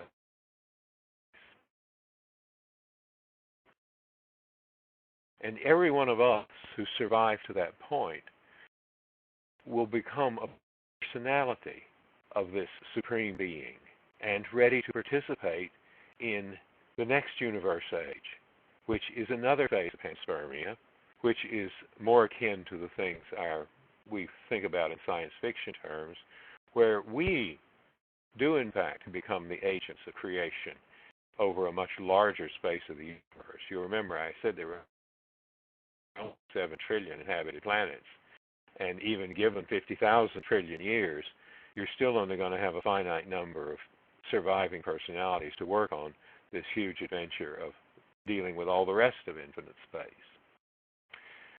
But for each of the individuals who participate in this, it centers around your experience of love. And when you have the experience of doing good and making beauty by living truth, that becomes the expression of love. And that expression is what creates the human divinity that is potential in this huge, long adventure I'm describing. And just to try to clarify a little bit this idea of the Supreme Being that I'm talking about as this deity that develops at the end of time in a sense, although time doesn't at the end really. It's going to perfect the full expression of every possible value that could be expressed in our universe. And it'll bring all that consciousness together in one group conscious, which is made of individual personalities of God. And I think you can see that this idea is quite similar to ideas that are expressed by Martine in her Terrasim vision and by the saints in the New God theories they have, and by Frank Tipler in his Omega Point. And although each group focuses on a different way this comes about, and indeed the way that I'm describing it, which is largely extrapolated from the Urantia stuff, is again another way it comes about. And you would say, well, this is what I'm describing isn't technological though.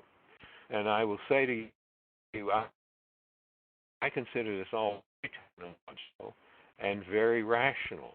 It's simply that we're dealing with experiences and forces and behaviors that are not experimentally explorable like in your kitchen or in a simple laboratory. These are things that happen in the mind and in the cooperative mind of humanity. And we don't have any real insight except our own subjective insight into what that means. But in any case, the result of this is a perfect balance of truth, goodness, and beauty in the expression of love throughout the universe. And just so you know that I have a particular meaning of love in mind here, as I'm preaching this little, is that love is the desire to do good to others. You live the truth, you do good, you make beauty, and that's the expression of love. And our desire to do this expresses what I've called the force of destiny. Now, I know people don't like to think there's a destiny, but as Frank Tipler says, there are some things that must be inevitable, and if something is on the critical path to that inevitability, its probability is unity, no matter how improbable the underlying event may appear to be. Well, all I can say is here that you can think of the Supreme Being as reaching back in time and causing things to happen, or you can think of our anticipation of its emergence as making us make the moral commitments that lead us to make things happen. And now I thought it might be a good time to have a message from our sponsor. This is a little strange, so you'll pardon me, but I'm going to read what I imagine a celestial visitor would like to say to this group, were there one here, and were they willing to have me express this for them. Here goes.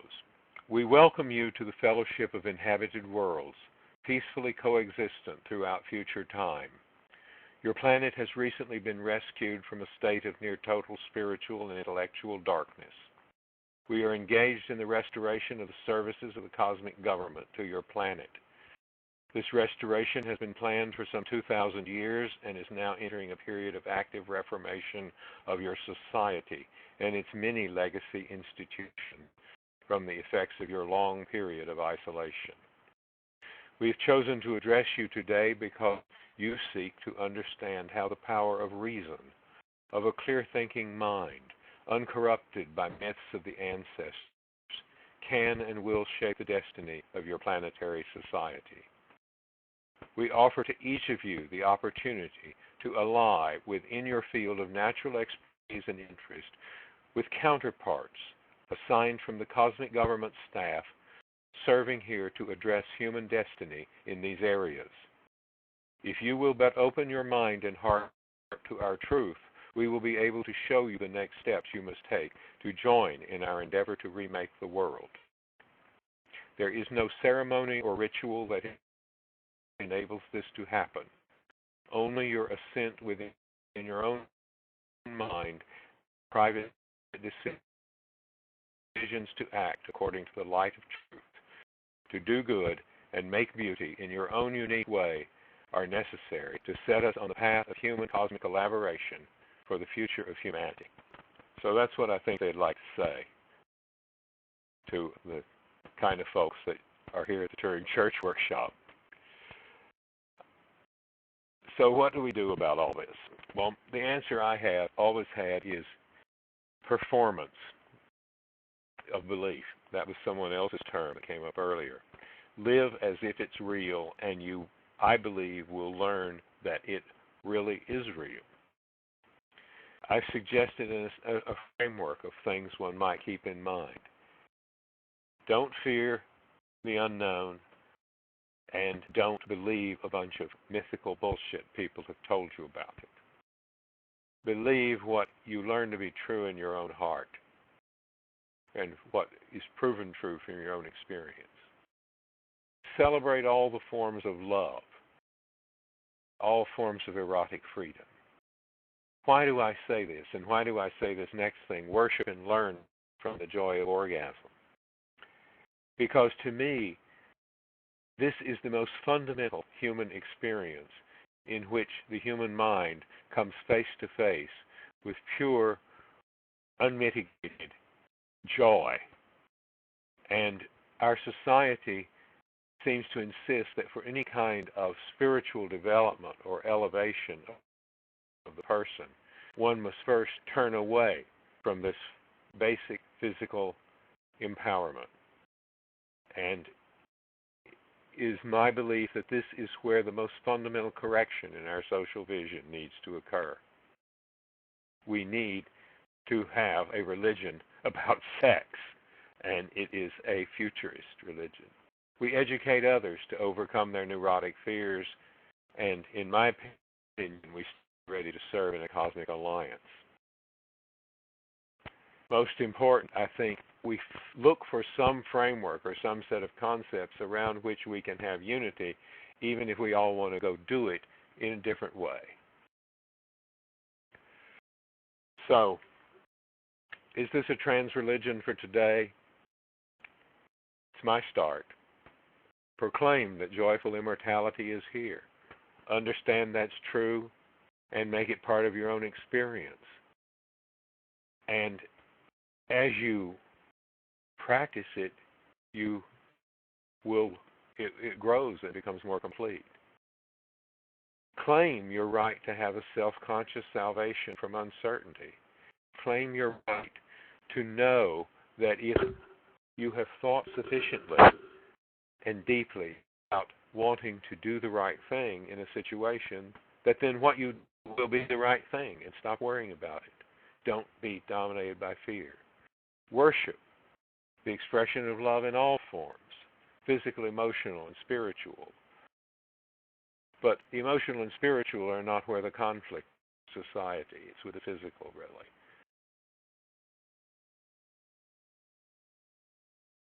And most important, I would say, be open. Explain what you're doing to people. Show people the way by your own example in your own life. And with that, I'll shut up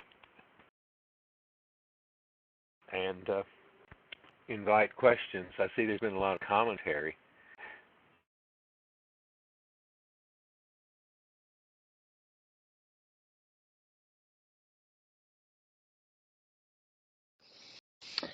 You have a question from Brent, if you can read it. Just it's at the bottom of the text chat. I have one from Brent, which says, "Can I bring my grandmother back just by hoping for it and not worrying and working on it?" Well, the technology to bring your grandmother back exists. We didn't build it. We don't have to build it. And your grandmother is actually most likely already back. You're just not where she is. That's my personal view of the matter. That doesn't mean that there's anything wrong with working on other ways to bring grandmother back. But I tend to feel that if you bring back a physical grandmother, that is a flesh and blood grandmother, and you have a grandmother brain, then you go to the problems of how you would recapture what's important in the grandmother brain, and that gets into speculation of time archaeology. Oh wow, yeah, I mean, it would be fantastic to have those powers and do that, and no reason not to pursue it if it seems appealing and important. But I don't think it's necessary to a religious vision of the future. It's just one of many approaches that are part of the idea I was expressing when I said unity, not uniformity.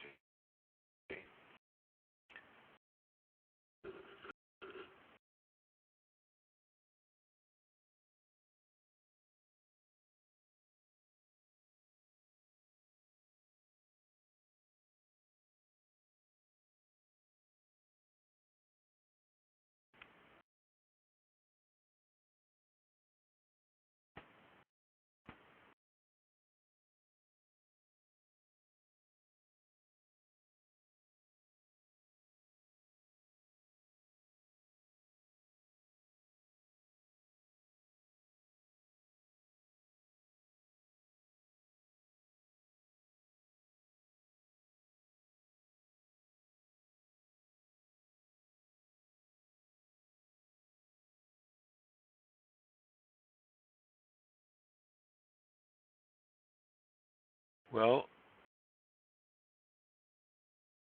Sarah asks, how do you use this technology? Is it locked away from our conscious use? Because until we evolve enough to use it, there's a likelihood of good outcomes. Totally speculative. I do think we need to change and change a lot to really be gods rather than demons as we become more powerful. Yes, indeed. I wouldn't suggest this is any simple proposition. If one put this into the Rancher Book framework, there is a tremendous period of time in which one experiences increasingly advanced social structures in the universe until one is qualified to actually execute the functions of a finite deity. I mean, it should be quite obvious that that is not something that just is going to be pulled out of a hat, but is going to be a tremendous amount of work and individual development. And certainly coming from here, all we can be aware of really is our own inner potential. But that has clearly inspired people in many ways at different times. I find it very interesting how it turns up, for instance, in Latter-day Saints theology, that not only that there is this progression, but that this progression can culminate in self-expressed of one's own deity, or divinity rather, not deity. That's one of the more remarkable teachings of Mormon.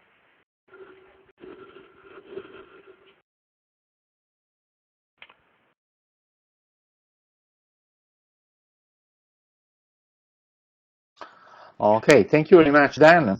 And next is Andrew, but I see that Andrew is not here at the moment, so I'm going to drop his presentation here. But I propose to give the floor to Mike next. I'll just drop Andrew presentation here. I'm here, Julio. Great. So this is not yours, but this is Andrew's. Yours is it's not this one. It's not this one. Your presentation is this one. So if you can come here and switch your webcam on. Okay, switch my webcam on like that, huh? Is that what you want? Right. Yes, that's what I want. And then you should come here at the podium where we are. Right, let's see. You might have to walk me around again. Let's see. If I go up to view, then what I do? Normal? it's always easier to have a view normal. Then you stand up and Okay, view normal. Right. Then you stand up, and in order to stand up, you want to click the last icon at the bottom. The last icon at the bottom. Right. You stand up and then you move. I click to take a seat, you mean? Using the arrows. No, don't click to take a seat. Just walk. Just walk with the forward arrow. Just the forward arrow. I'm pushing the forward arrow. Yeah. Pushing the forward arrow. Result. Remember that you should click somewhere on the screen first. Otherwise, click the screen is not active. Okay. Then I go. So you, all right, now I got okay, now I got you. Right. How do I? What if I want to go up? I want to click up higher. I need to see the whole page. Right. Okay, so you can hear where I am. Let me see. Where you are. You're over there. I see. Yeah. So I need to get over. I need to get over the podium. Yes. Just can hear where I am. So behind the podium. Behind the podium. Okay. Let's see here. It's a bit too far. Now what you want to... Okay, now what you want to do, you see, of the two little screens, your presentation is on the one at the right. So you want to zoom on the little screen at the right. And in order to zoom, you just have to click the title bar. Whoops. So you click the title bar of the screen, and you will zoom on, like I'm zooming on it now. It's turned around, and if I go forward, I can't do. It doesn't do anything. No, what you want to do, you want to click. Click on the here. You see? Thing. Okay. You see where my cursor goes on the top of this little screen, and you zoom on it.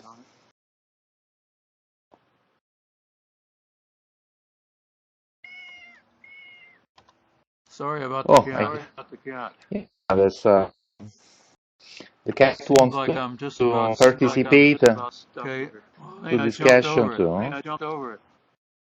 Okay, I'm standing in front. Okay, now you're standing in front. Click. You see, in front of you there are these two little screens we have seen yesterday. Yes, I see it. Right? I see it. But click. Your presentation is on the screen on the right. If you want to zoom so you can read, you go with the cursor on the top of the screen, the title bar. On top of the screen, Right. You click the title of the screen. Okay, I got it. Okay. Now. Hooray! Got it now. That's it. And you to advance the slide, use the arrows at the bottom, not the arrow on the top. I see the bottom. Yes, I see the bottom. Gotcha. Okay, now there. Great. All right. You want me Andrew, to start? just one moment. I want to say to Andrew, because I see that Andrew is back. Since you are not logged on, we have given the floor to Mike, and you are next. Okay, Mike, you have the floor. So, all right. Hello, everybody. Glad to be here. If I can interrupt you again, just one thing. If you could just move your head a bit. Right, now we can see you. Otherwise, we just see the top of your head. Okay. need to wear my glasses because that's a little. Unfortunately, my eyes aren't that great, so I might have to get in a little close to read what's in front of me. I also have a copy of it here, but I want to look like I should look too. All right, let me get started anyway. One of our main themes here of interest is raising the dead, and by scientific means, which obviously is going to be a tall order no matter how you do it. And various proposals are made about it. There's a whole field called cryonics where we are trying to preserve our remains after clinical death in such a way that fairly straightforward technology of the future can get in there and determine our brain structure and do all the fancy things it has to do to resuscitate us, basically. And that's well and good for people that if in fact it actually works, and for those that choose cryonics, it's a good thing, but it won't help a whole lot of other people. And actually, we are interested in all those people as well, which stretches back out, a long ways into Earth's prehistory. And if you want to be benevolent in keeping with religious traditions and such, you really even need to consider other life forms besides human.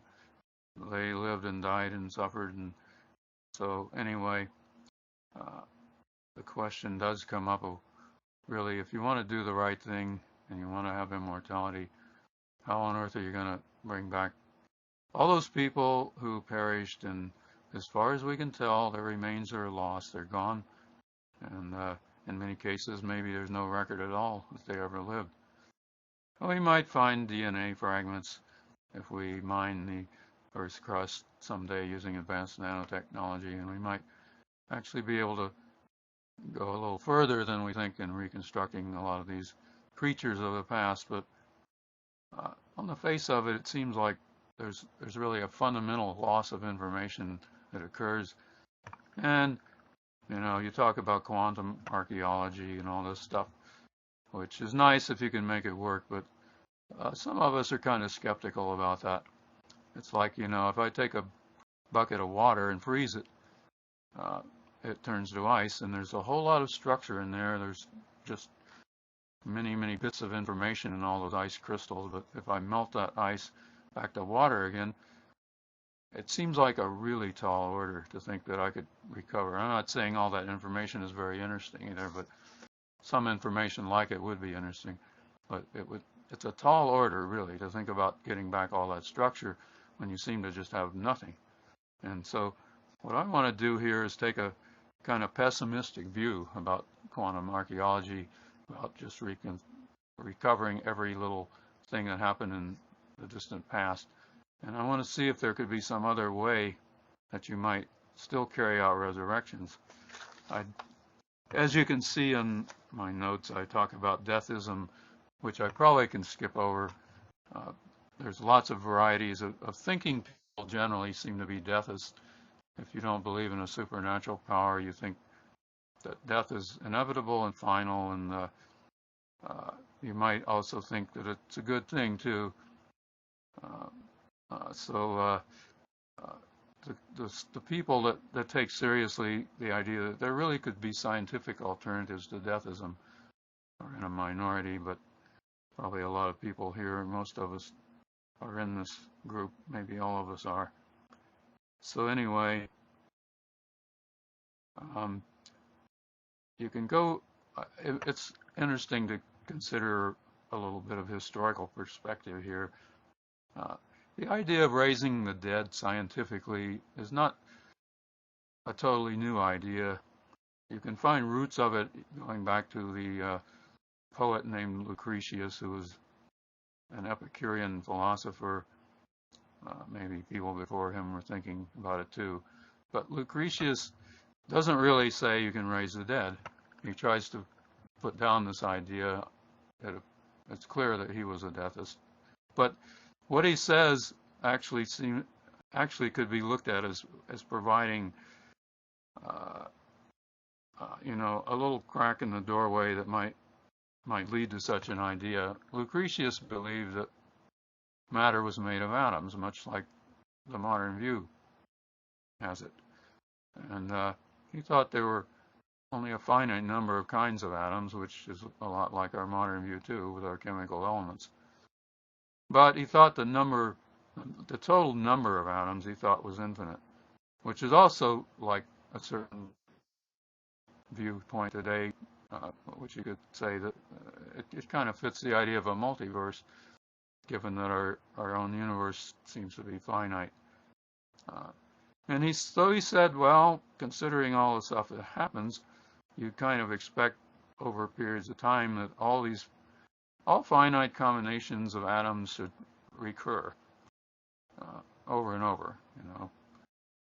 Given you have sort of a pigeonhole principle. There's only so many possible finite combinations of a given size, and sooner or later they just keep popping up over and over.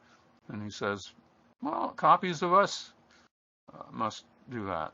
And he doesn't think that would be a resurrection because each copy doesn't know anything about its other copies. But I would say that if he had thought a little further, he might have had a different perspective, because you could also have near copies that weren't quite the same, but might correspond to something like a copy of you up to the point when you died, let's say, and then something more beyond that. So additional memories, additional awareness. So this augmented copy would say, well, hey, I was dead, but here I am. I mean, I remember I was over here, and I don't remember anything after that. And maybe I just died, but here I am alive again. So, he was sort of pushing toward an idea that of resurrection, really, without doing this quantum archaeology, because after all, these copies just pop up automatically in the course of what happens in the universe. And there wouldn't be any reason that you couldn't have an intelligent civilization that steps in and takes control of this process. But anyway, so I'm just saying this idea of resurrection is an old one, even in the absence of the idea of just being able to recover the hidden past. Well, going on, you get into the Newtonian ideas, where under Newtonian mechanics, Newtonian mechanics applies very well in astronomical observations. You look at the planets and other objects in space and note what their motions are and so on, and from all that you could predict their positions and movements in the future, or retrodict to the past. So this Russian philosopher named Fyodorov said, well, in the future we should have more advanced observational apparatus, and we maybe can look at atoms the way we look at planets now, and note their motions and so forth, and they too should be subject to laws of motion. So you could use that to retrodict the past. You could start with the world of today and figure out the atoms pretty much stick around forever. They're not created or destroyed. At least I think that's what he would have thought. And so you just backtrack and see where they were 1,000 years ago, and you should be able to determine in the finest detail whatever you need, what the brain structure of somebody was back then, and where those atoms in that brain are now, so you can latch onto those atoms today, again using some advanced technology of the future, and you just position the atoms back the way they were, and you got the person back. You got them resurrected. That seems to be, Fyodorov wasn't real detailed about his ideas, but more or less that's the main idea that I gather from reading about him. That's what he thought. Anyway, we can go on beyond that. We know the universe is not just Newtonian, but the modern view of quantum mechanics and such tells us that there's a kind of fundamental uncertainty about things. And as far as we can tell, the future events are not 100% predictable from past events. We can't tell which way that photon's going to go. If it hits a half-silvered mirror, it could go through or it could bounce off. No matter how carefully we measure things beforehand, there's just an unpredictability about it. By the same token, on the face of it, it seems like there's unpredictability going the other direction. When there's just a limit to how much information is really available to us about the past.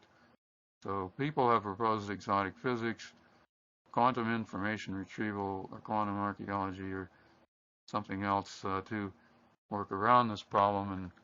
And well and good if we can.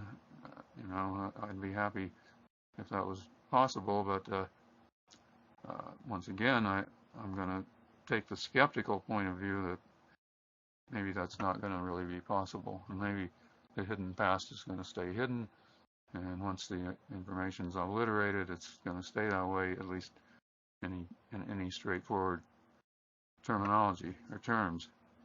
In other words, I just don't think we're going to have this time telescope that allows us to look back and get all the information we need for resurrections. So you have to ask, what can you do about that? And I've already discussed the main difficulties about it. Another difficulty is a kind of subtle one that says that it might be reasonable to think of the observer as being non-local, because you expect copies of yourself to be distributed around the multiverse if there is a multiverse, and that would further complicate the issue of just what really is your history that you don't know about and can't recover in a straightforward way.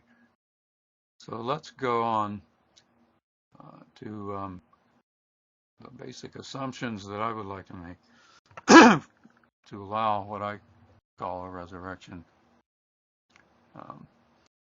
There are just two assumptions that are found in my book, Forever for All, by the way.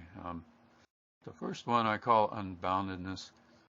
Essentially, I'm saying that there's a multiverse, and there's basically an infinite amount of stuff that happens out there altogether. So a lot like Lucretius, really. And of course, we think of our universe as having a finite size, but either there are things beyond that we can't see, but are still out there. There may be other universes. There actually are many different versions of the multiverse that might be possible, and they're not all mutually exclusive either. One of the important concepts is called the Everett many worlds interpretation or formulation.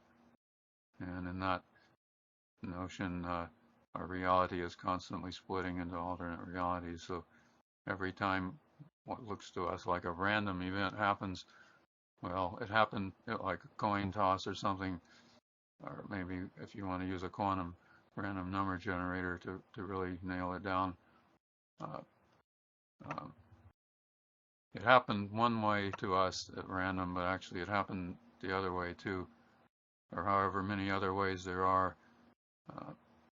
And these branches of reality now go their separate ways.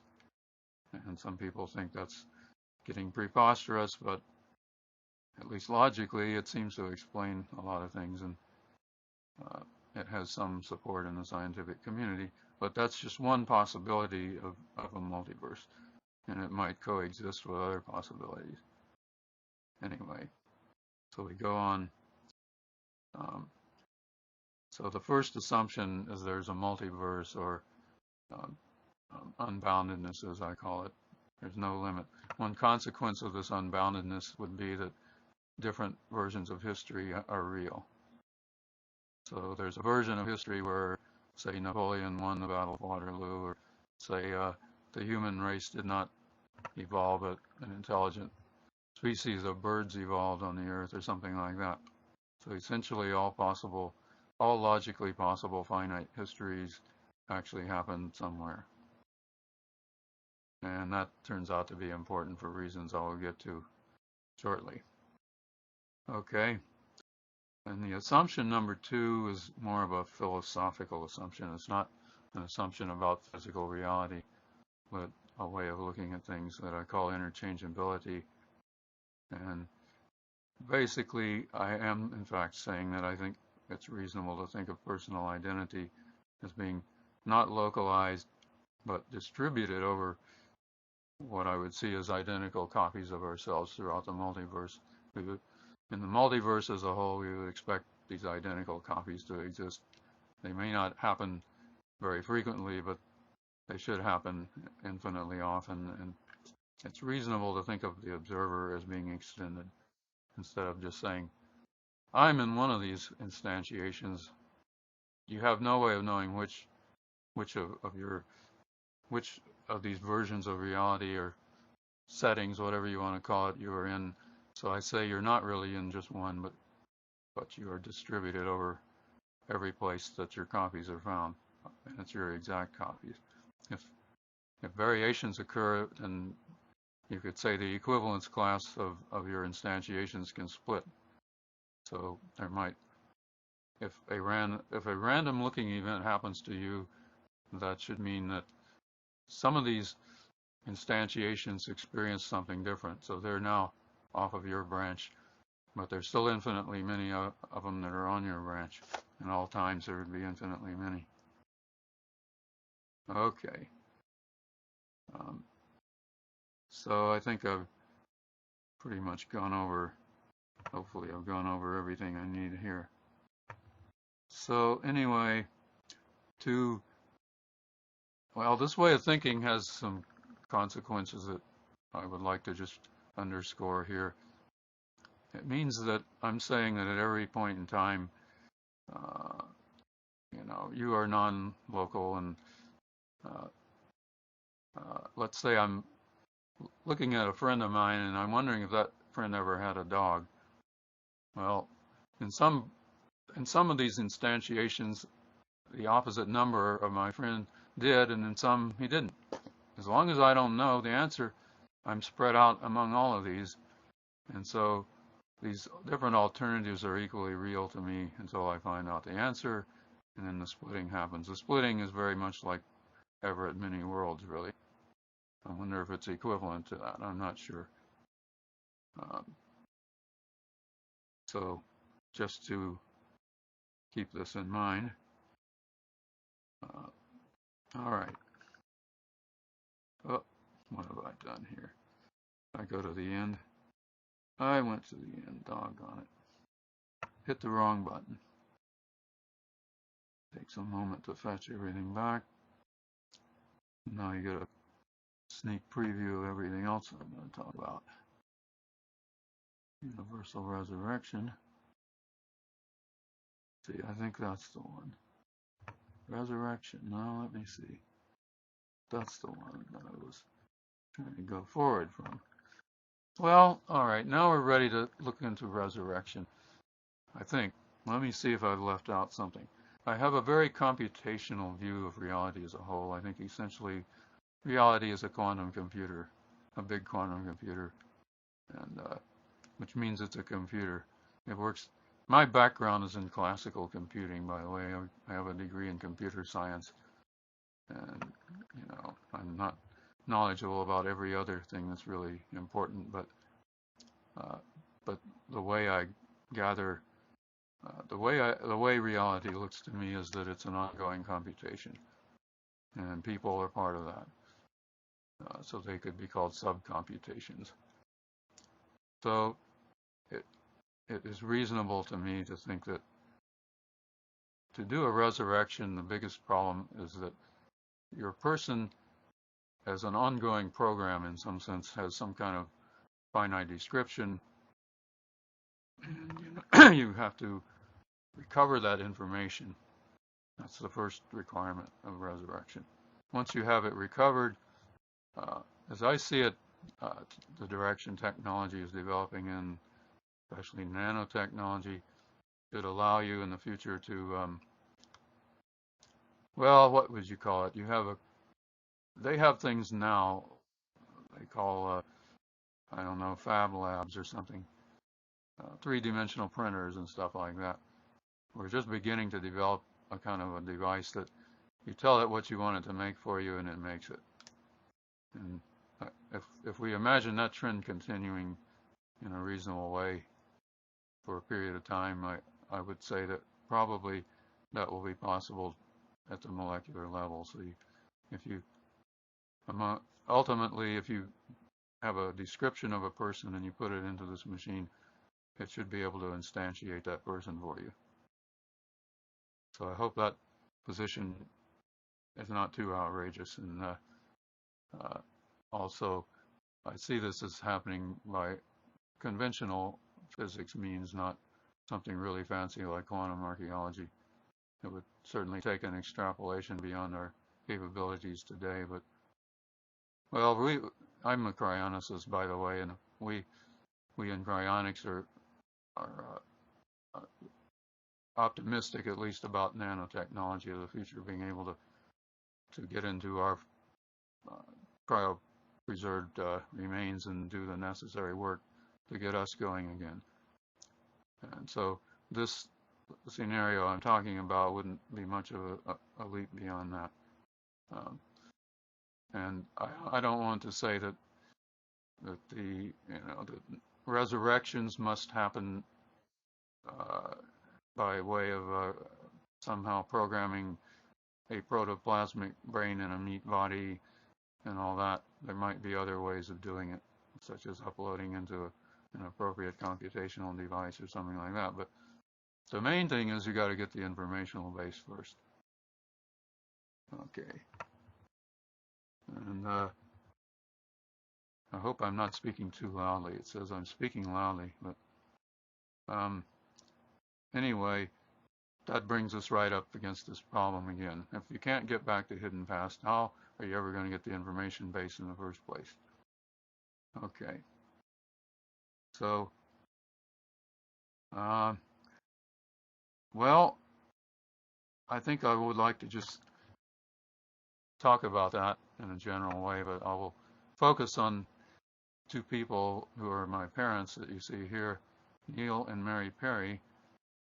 This is their wedding picture that was made in 1946, and they were a young couple about ready to produce some offspring, of which I was one.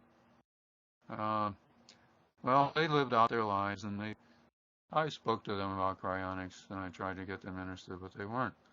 So now they're both buried, and we know that there's going to be substantial information loss here. Maybe not total. We have probably can recover their DNA, and I don't know, depending on how they were preserved, maybe there's more than that that's still recoverable. But I suspect that to reasonably resurrect these two people is really going to take a big fill-in of information that we don't have. And so how are we going to do this? Well, considering the ideas that I've been presenting, I will propose the following kind of idea, that we simply fill in. First of all, we do have some information about these people, because I remember them, and if we assume that cryonics works for me, or that they can achieve the big breakthroughs against aging, so I don't have to be cryopreserved in the first place, right up here is going to be a significant amount of information about these two. And plus there's records, and there's I managed to get cell samples of them, but you could probably recover some from their burial remains too, and so we'll get some information back. And I propose that to bring about a resurrection of two people, at least, we would just, when we've got all the information that survives in the historical record everywhere, which might take who knows how long in the future, centuries, for the nanites to burrow down in the Earth's crust and even go out in space and look there. But eventually we will have arrived at all of the information that seems to be recoverable from the historical record. So what we do is we randomly fill out these two people in such a way as to fit the historical information, so it won't contradict anything in history. Now, granted, there are innumerable ways we could do that, And you might be saying, well, you'll get two people that look like your folks, but they're not going to be your real folks. The chance of them being exactly the same as the original people are 0, or 2 to the minus who knows how big a number, or something like that. 1 in Googleplex maybe, or something like that. Well, I would take an issue with that kind of a judgment, because we have already gone through certain ideas, such as interchangeability. And the position I take is that actually my parents were ambiguously defined all along, and from my perspective, because I didn't know where all the bits in their brains were. I knew certain things about them, and what I knew that actually stuck around would still be up here, and other places too. But we would get back a version of my parents, and that version, I claim, should be considered on an equal footing with the other possible versions. So it would be reasonable to call them mom and dad like I once did. And my opposite numbers around the multiverse, when we do this kind of process I'm talking about, we expect that parallel processes will exist in the multiverse. And they will run through all the randomly selected variations of these two folks. And so nobody's going to be left behind, and everybody will get their due. And if I choose to do so, I can learn every bit in their brains this time around and narrow down the possibilities that way. But I don't feel like I'm just getting back. I would just be getting back two people that look like my folks, but they're really not. You know what I mean? Because once again, it was never that total. It was never nailed down absolutely what my folks are. It was nailed down to the extent that I knew things about them, and other people knew things, and they are recorded in records and all that. But beyond that, it wasn't. At least according to the metaphysical views that I take. So that's why I think of this as a legitimate resurrection, even though we haven't used quantum archaeology and recovered every little detail of any version of the past. But well, I'm talking about resurrecting just two people. I think it's good to focus on a few real people, at least as a starting point. Now, of course, I'm not just saying we should resurrect my folks or just a few people, but we want to do a universal resurrection.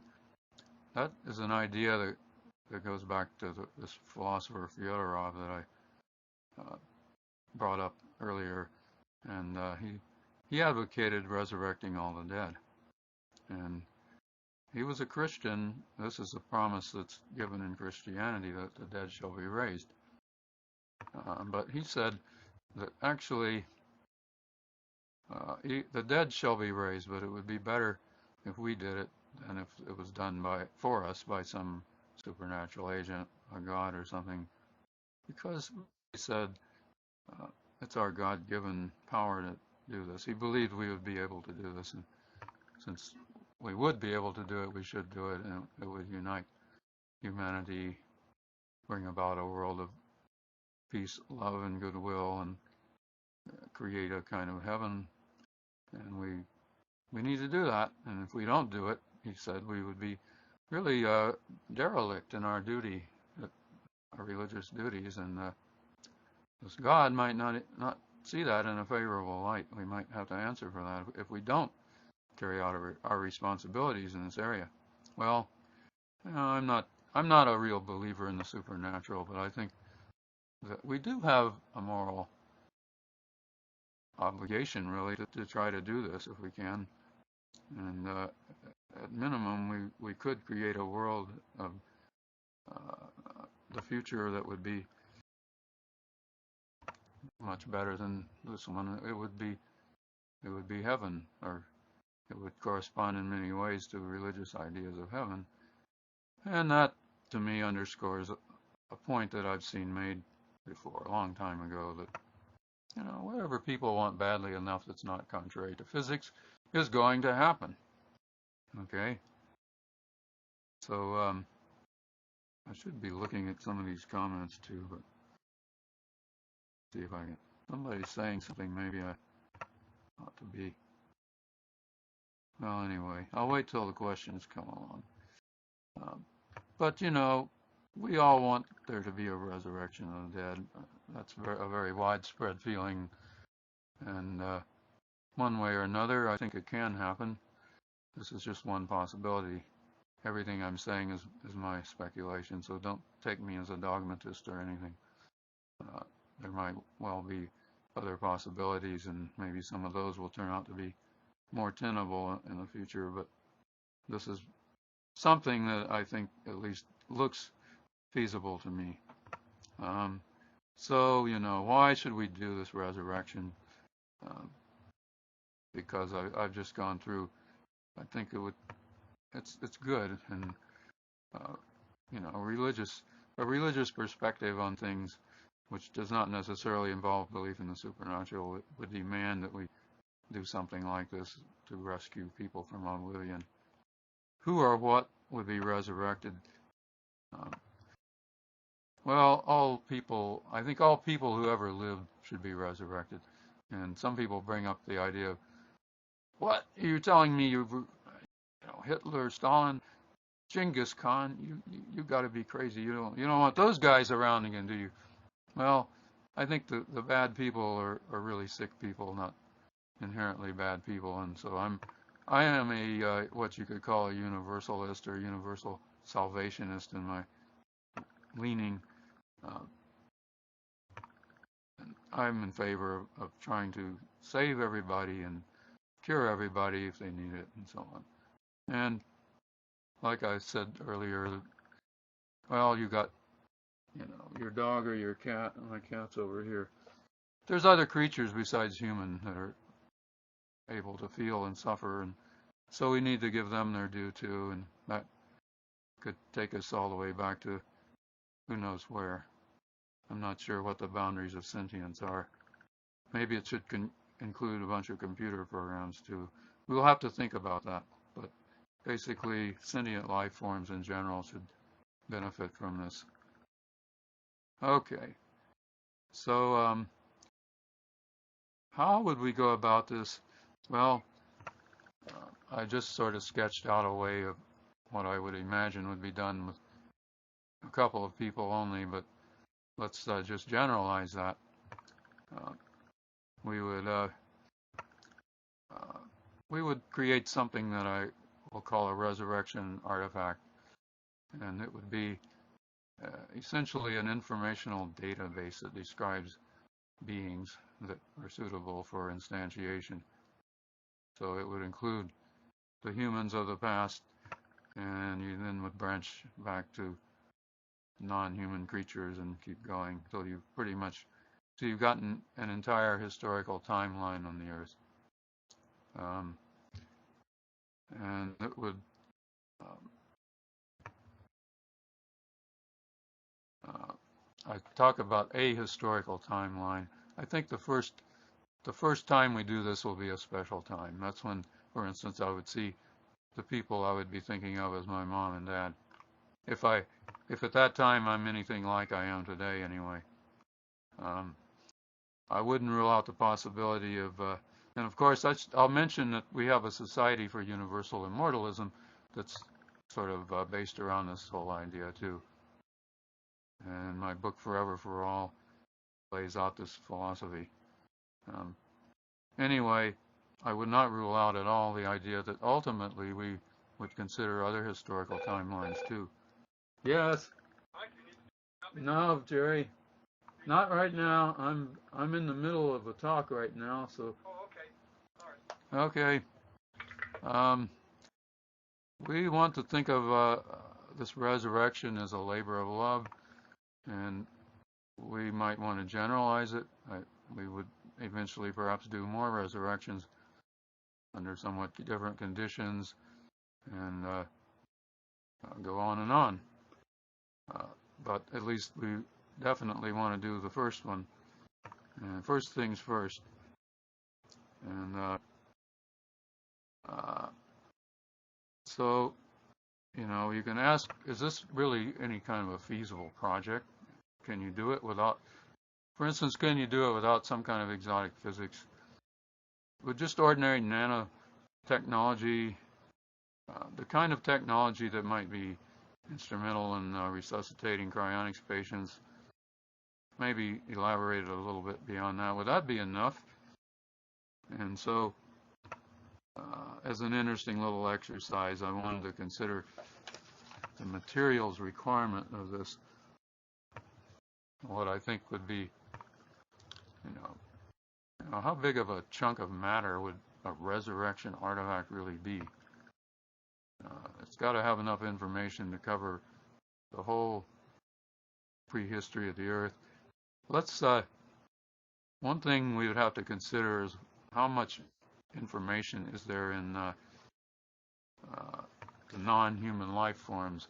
I'm going to soft pedal that a little bit right now, and I think the main focus initially would be humans, and probably the pets and so forth would take smaller number of bits than humans. We could put those in too, but all the dinosaurs and all that, and all the mosquitoes, all the frogs and all the tadpoles and stuff, we'll leave that maybe for part 2 of our first resurrection project.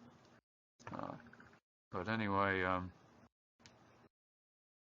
the first part of it would be to estimate basically how many bits does it take to describe a human, and how many humans have ever lived. And I will tend to bump the estimate up a little bit here and there too, just to be more conservative. But I come up with 3 estimates of the number. We don't really know what information is significant in humans, and but I will offer 3 possible estimates, and we can see what the consequences would be of assuming one of those, one or another of these. At the low end, it would be something like the genome. Let's say the genome is considered significant, so we want to get that back. Plus the memories in the brain. What's a memory in the brain? Well, I'm not a neurologist. I don't know just how, I don't think anybody really knows how memories are stored, but one estimate I've seen is that you can remember about 1 bit per second. Some people think, oh, it's got to be more than that. But remember that your brain also does a lot of data compression, encoding, and so forth. So when you remember something, it's sort of generating a world in front of your eyes. But it may not really start with that many bits. If we really assume 1 bit per second, let's say that to be generous, we're going to have a person that lives for 90 years, and they never sleep, they just remember stuff all that time. Well, that's about 3 billion seconds, 3 times 10 to the 9th. So now the genome is 6 billion bits, so 6 times 10 to the 9th, plus 3 times 10 to the 9th is 9 times 10 to the 9th. So let's round that up to 10 to the 10th. So our first and low end estimate of the bits in the brain would be 10 to the 10th. Okay. The second estimate, I would start, for the second estimate, which is going to be larger, we'll take an estimate of the number of neurons in the cortex, in the cerebral cortex, which I've seen is 10 to the 11th. And I'll admit that I could be off by a power of 10 here or there, but let's say 10 to the 11th neurons. And how many synapses are there on each neuron? Let's say 10 to the 5th. 100,000 synapses. There's a lot of synapses, maybe not quite that many, but we're being generous here. So that gets us up to 10 to the 16th total synapses in the brain. Let's say it's 100 bits per synapse. So that gets us up to 10 to the 18th. So we've got 10 to the 18th bits for our second estimate. So 10 to the 10th, 10 to the 18th.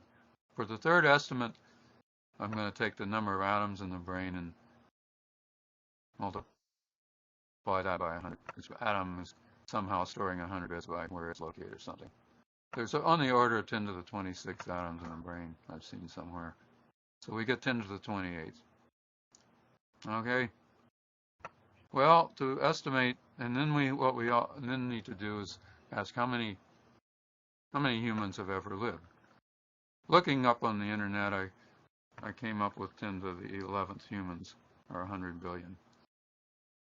So I'll use that estimate. And to make a definite choice, I'm going to use the middle estimate for the number of bits in a person of 10 to the 18th. 10 to the 18th times 10 to the 11th is 10 to the 29th bits. So that should cover the humans who have lived. And let's throw that up. Let's up that by a power of 10, or a factor of 10, excuse me.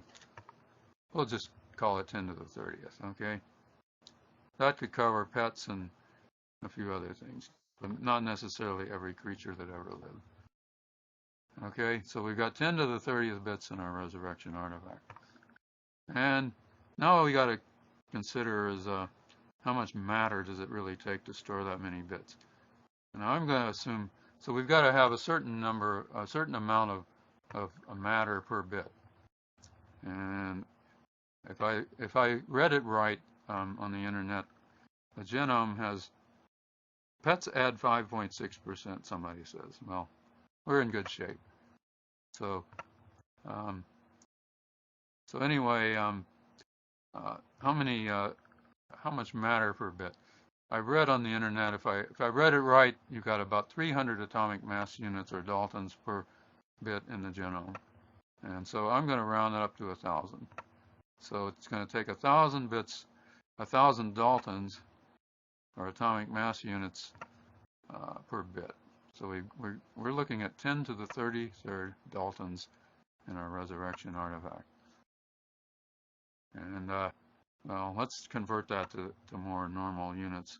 At least I don't really think in terms of daltons when I'm weighing out food on my food scale. But that's not very hard to do, though. There's 6 times 10 to the 23rd daltons per gram.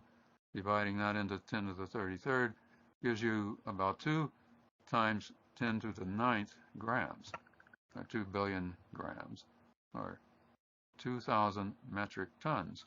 A metric ton is 1,000,000 grams. Okay. And let's assume that our artifact, that the matter in our artifact has a density of 1 gram per cubic centimeter. If it's made of something heavier than water, that would allow some space for access pathways and so forth and so on. Plus there's that factor of 10 scale up that I put in anyway. All right. Somebody's trying to say this reminds me of assigning a dollar value to an average American. But I do see a difference, because you assign a dollar value to chewing gum, and I don't think of a person's life as just being worth so many tons of chewing gum. But anyway, all right, so we've got 2,000 metric tons, which is 2,000 cubic meters, because that's what the volume of water is. A cubic meter weighs a metric ton. So how much is 2,000 cubic meters? It's really not that much. If I did the math right, it would add up to a cube-shaped building about 41 feet high. So, a modest-sized building in any small town, maybe a small church. Maybe you could even call it a Turing church. But anyway, the materials requirement for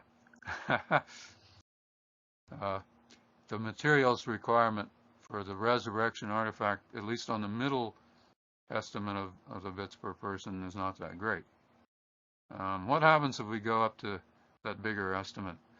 And that's a factor of 10 to the 10th. And let me see if I can read this right. It works out to the cube would scale up to about 27 kilometers on a side rather than 41 feet, but a modest-sized asteroid is that big. Okay. There's quite a spread in these estimates, right? And well, that just goes to show you I don't know what the best estimate really is, but somewhere there's not a whole lot more than 1 bit per atom in the brain. I don't think it's really significant.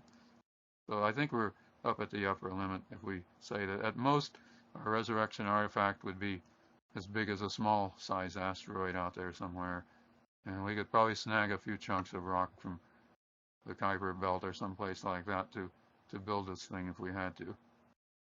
Okay, so just on terms of material requirements, it looks like it would be feasible. And the other requirements are more or less what we find by extrapolating with the more prosaic kinds of possibilities in physics, such as nanotechnology. We're not requiring wormholes and faster than light travel and quantum archaeology and a time telescope or something like that. So I see it as relatively feasible, or I see the feasibility being roughly on the order of doing resuscitations from cryonics or that sort of thing. So it's more believable to me anyway. So that pretty much is my theory of resurrection, and there are a few other points to talk about very briefly before I can go to questions and stuff.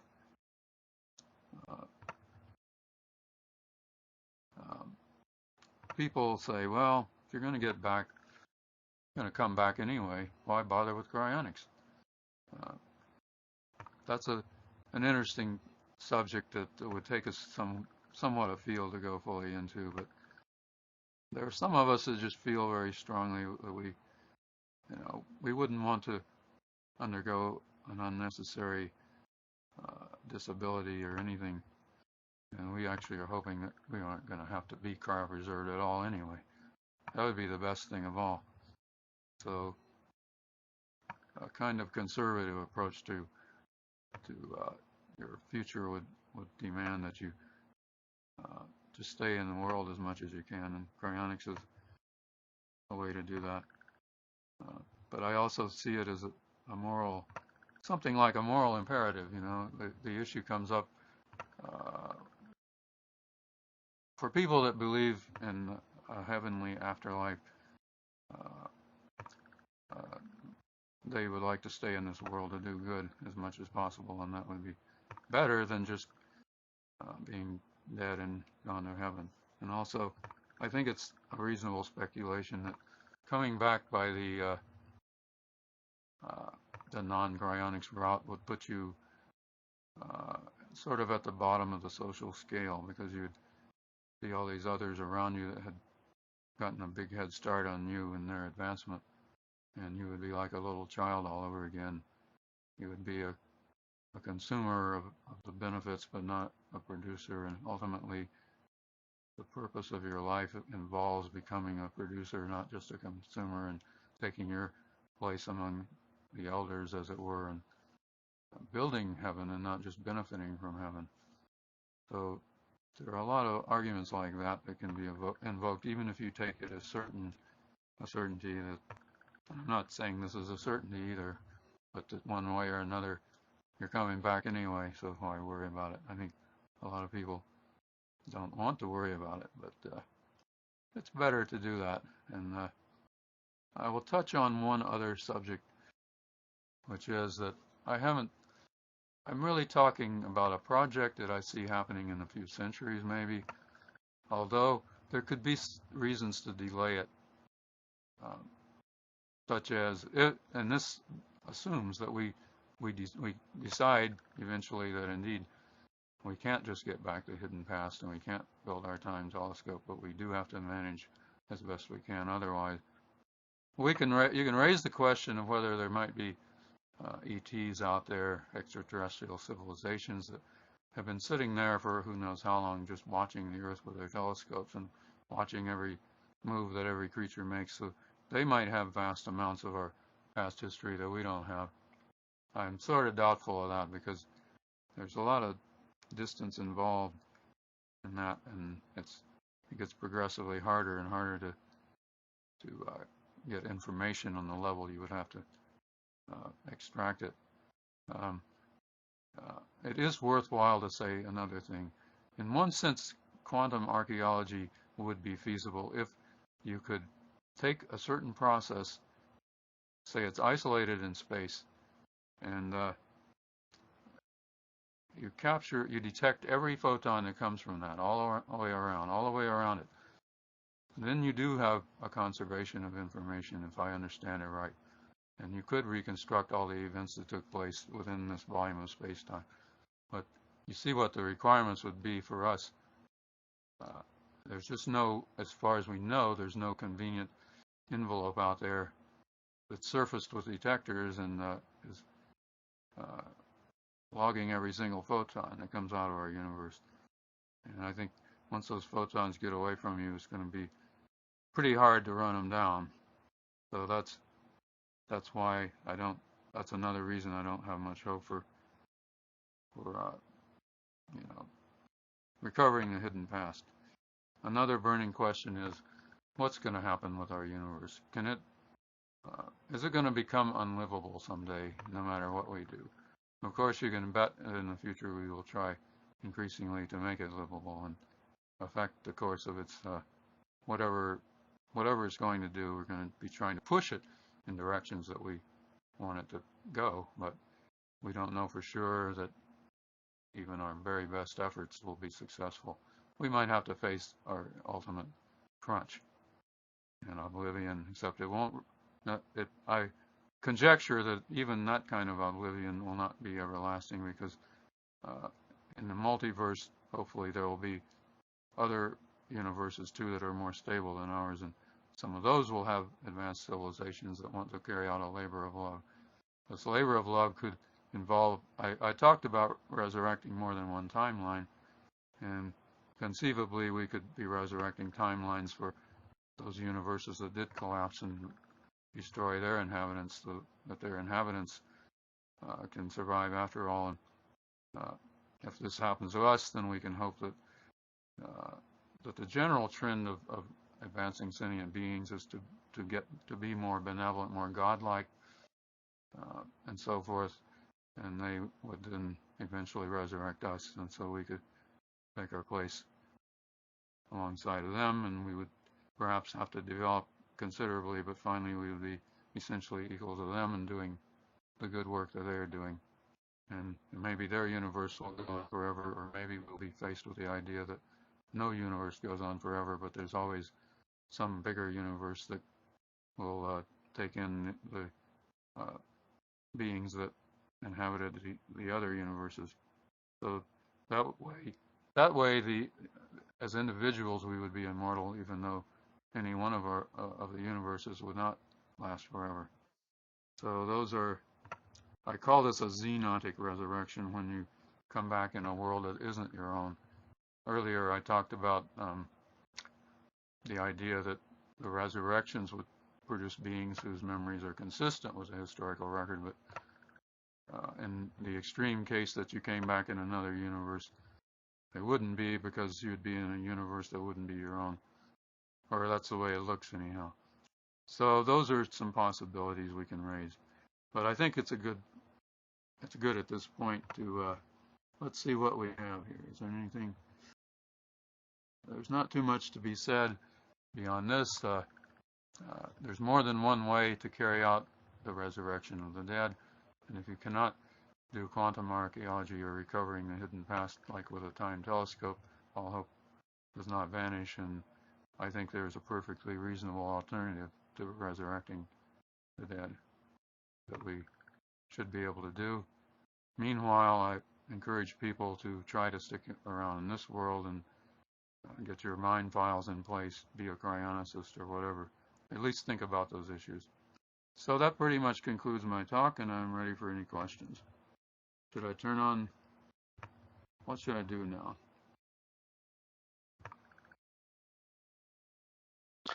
Just don't do anything yet. Let's have a look at what questions we have. But first, I want to show how much I like your talk.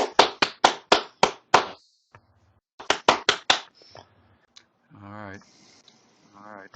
I said something about I deathism think early on, and there's a reference if anybody's interested. Yeah, that's an interesting question. When do you publish the second edition of your book? When? Well, I hope in the year 2012. I keep I keep advancing that, and I'm very sorry about.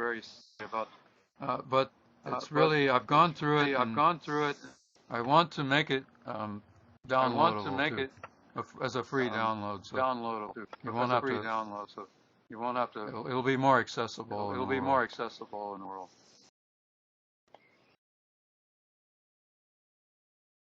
Okay. Any other questions for Mike? Yes. Brad asked that you indicated that you have cell samples Okay. of your Somebody wants to students. know How did you get? if I've made my cryopreservation arrangements. I sure have. I've had them in place for several decades. And actually, I work at Alcor Foundation. And but that wouldn't necessarily mean that I'm signed up. But I am signed up, definitely. Am signed up. All right. But about cell samples of my parents. There I have some stored at room temperature, but some are in liquid nitrogen. For my mother, it was harder because she died very suddenly, and I was able to get a blood sample, and that was frozen. And then my father was easier. But I found out something about that. At first, when I said I'd like to have a cell sample, my relatives would give me a hard look and say, "Well, I don't know about this." But I would say for genealogical purposes. Now, everybody, they all know that I'm a family genealogist. I don't know if you guys know it, but I'm a very avid, passionate genealogist, and so everybody understands that. Well, I see genealogy as being significant too. Oh yes, and I know the Mormons. This is not the place to go into this, but I've been wanting to contact one of you Mormon folks about that. Anyway, I'll get to you later. But I see that as important because I think we want our historical records to be as complete as possible before we start out on this. Filling in randomly and all that stuff.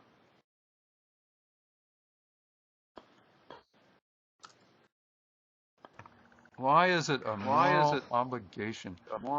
I would say that.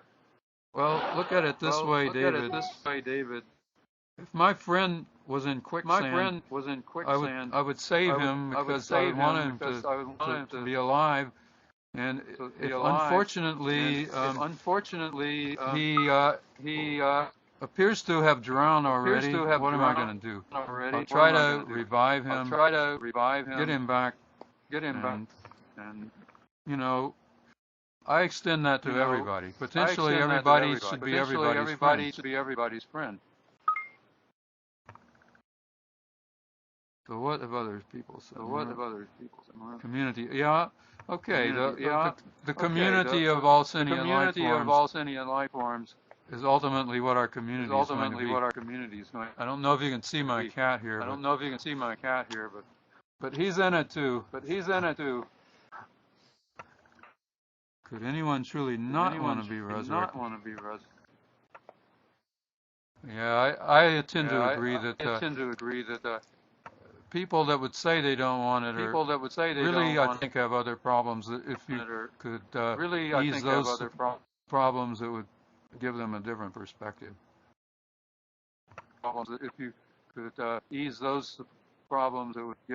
What religion follows successful universal resurrection? Well, I guess all religions would pretty much unite at that point. We would find work to do, good work to do, but it's beyond our level now to really go into the details. I think it would be more than just playing a harp, though. All right, playing a harp is good. But, you know.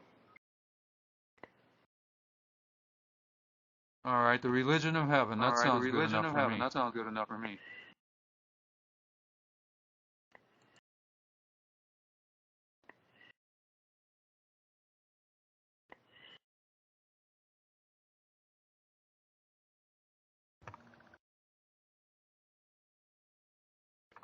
Well, okay. We don't want to hold up other people who might be giving their talks.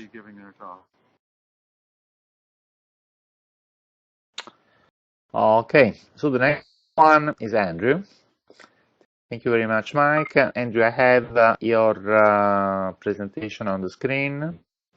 I'm now going to put it on, and if you can switch your webcam on in the meantime. Sure. Mike, if you just move back,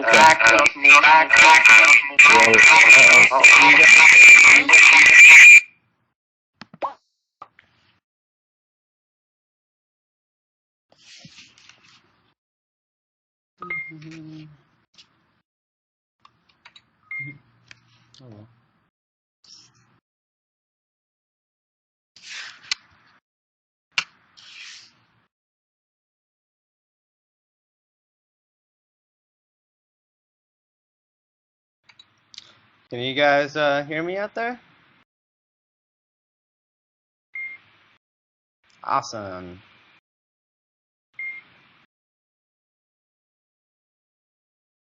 you have the floor, Andrew. And I switched the thing just by pressing the buttons down here. By pressing the buttons on the podium. Oh, there we go. Excellent. Well, my name's Andrew. Yes. Excellent.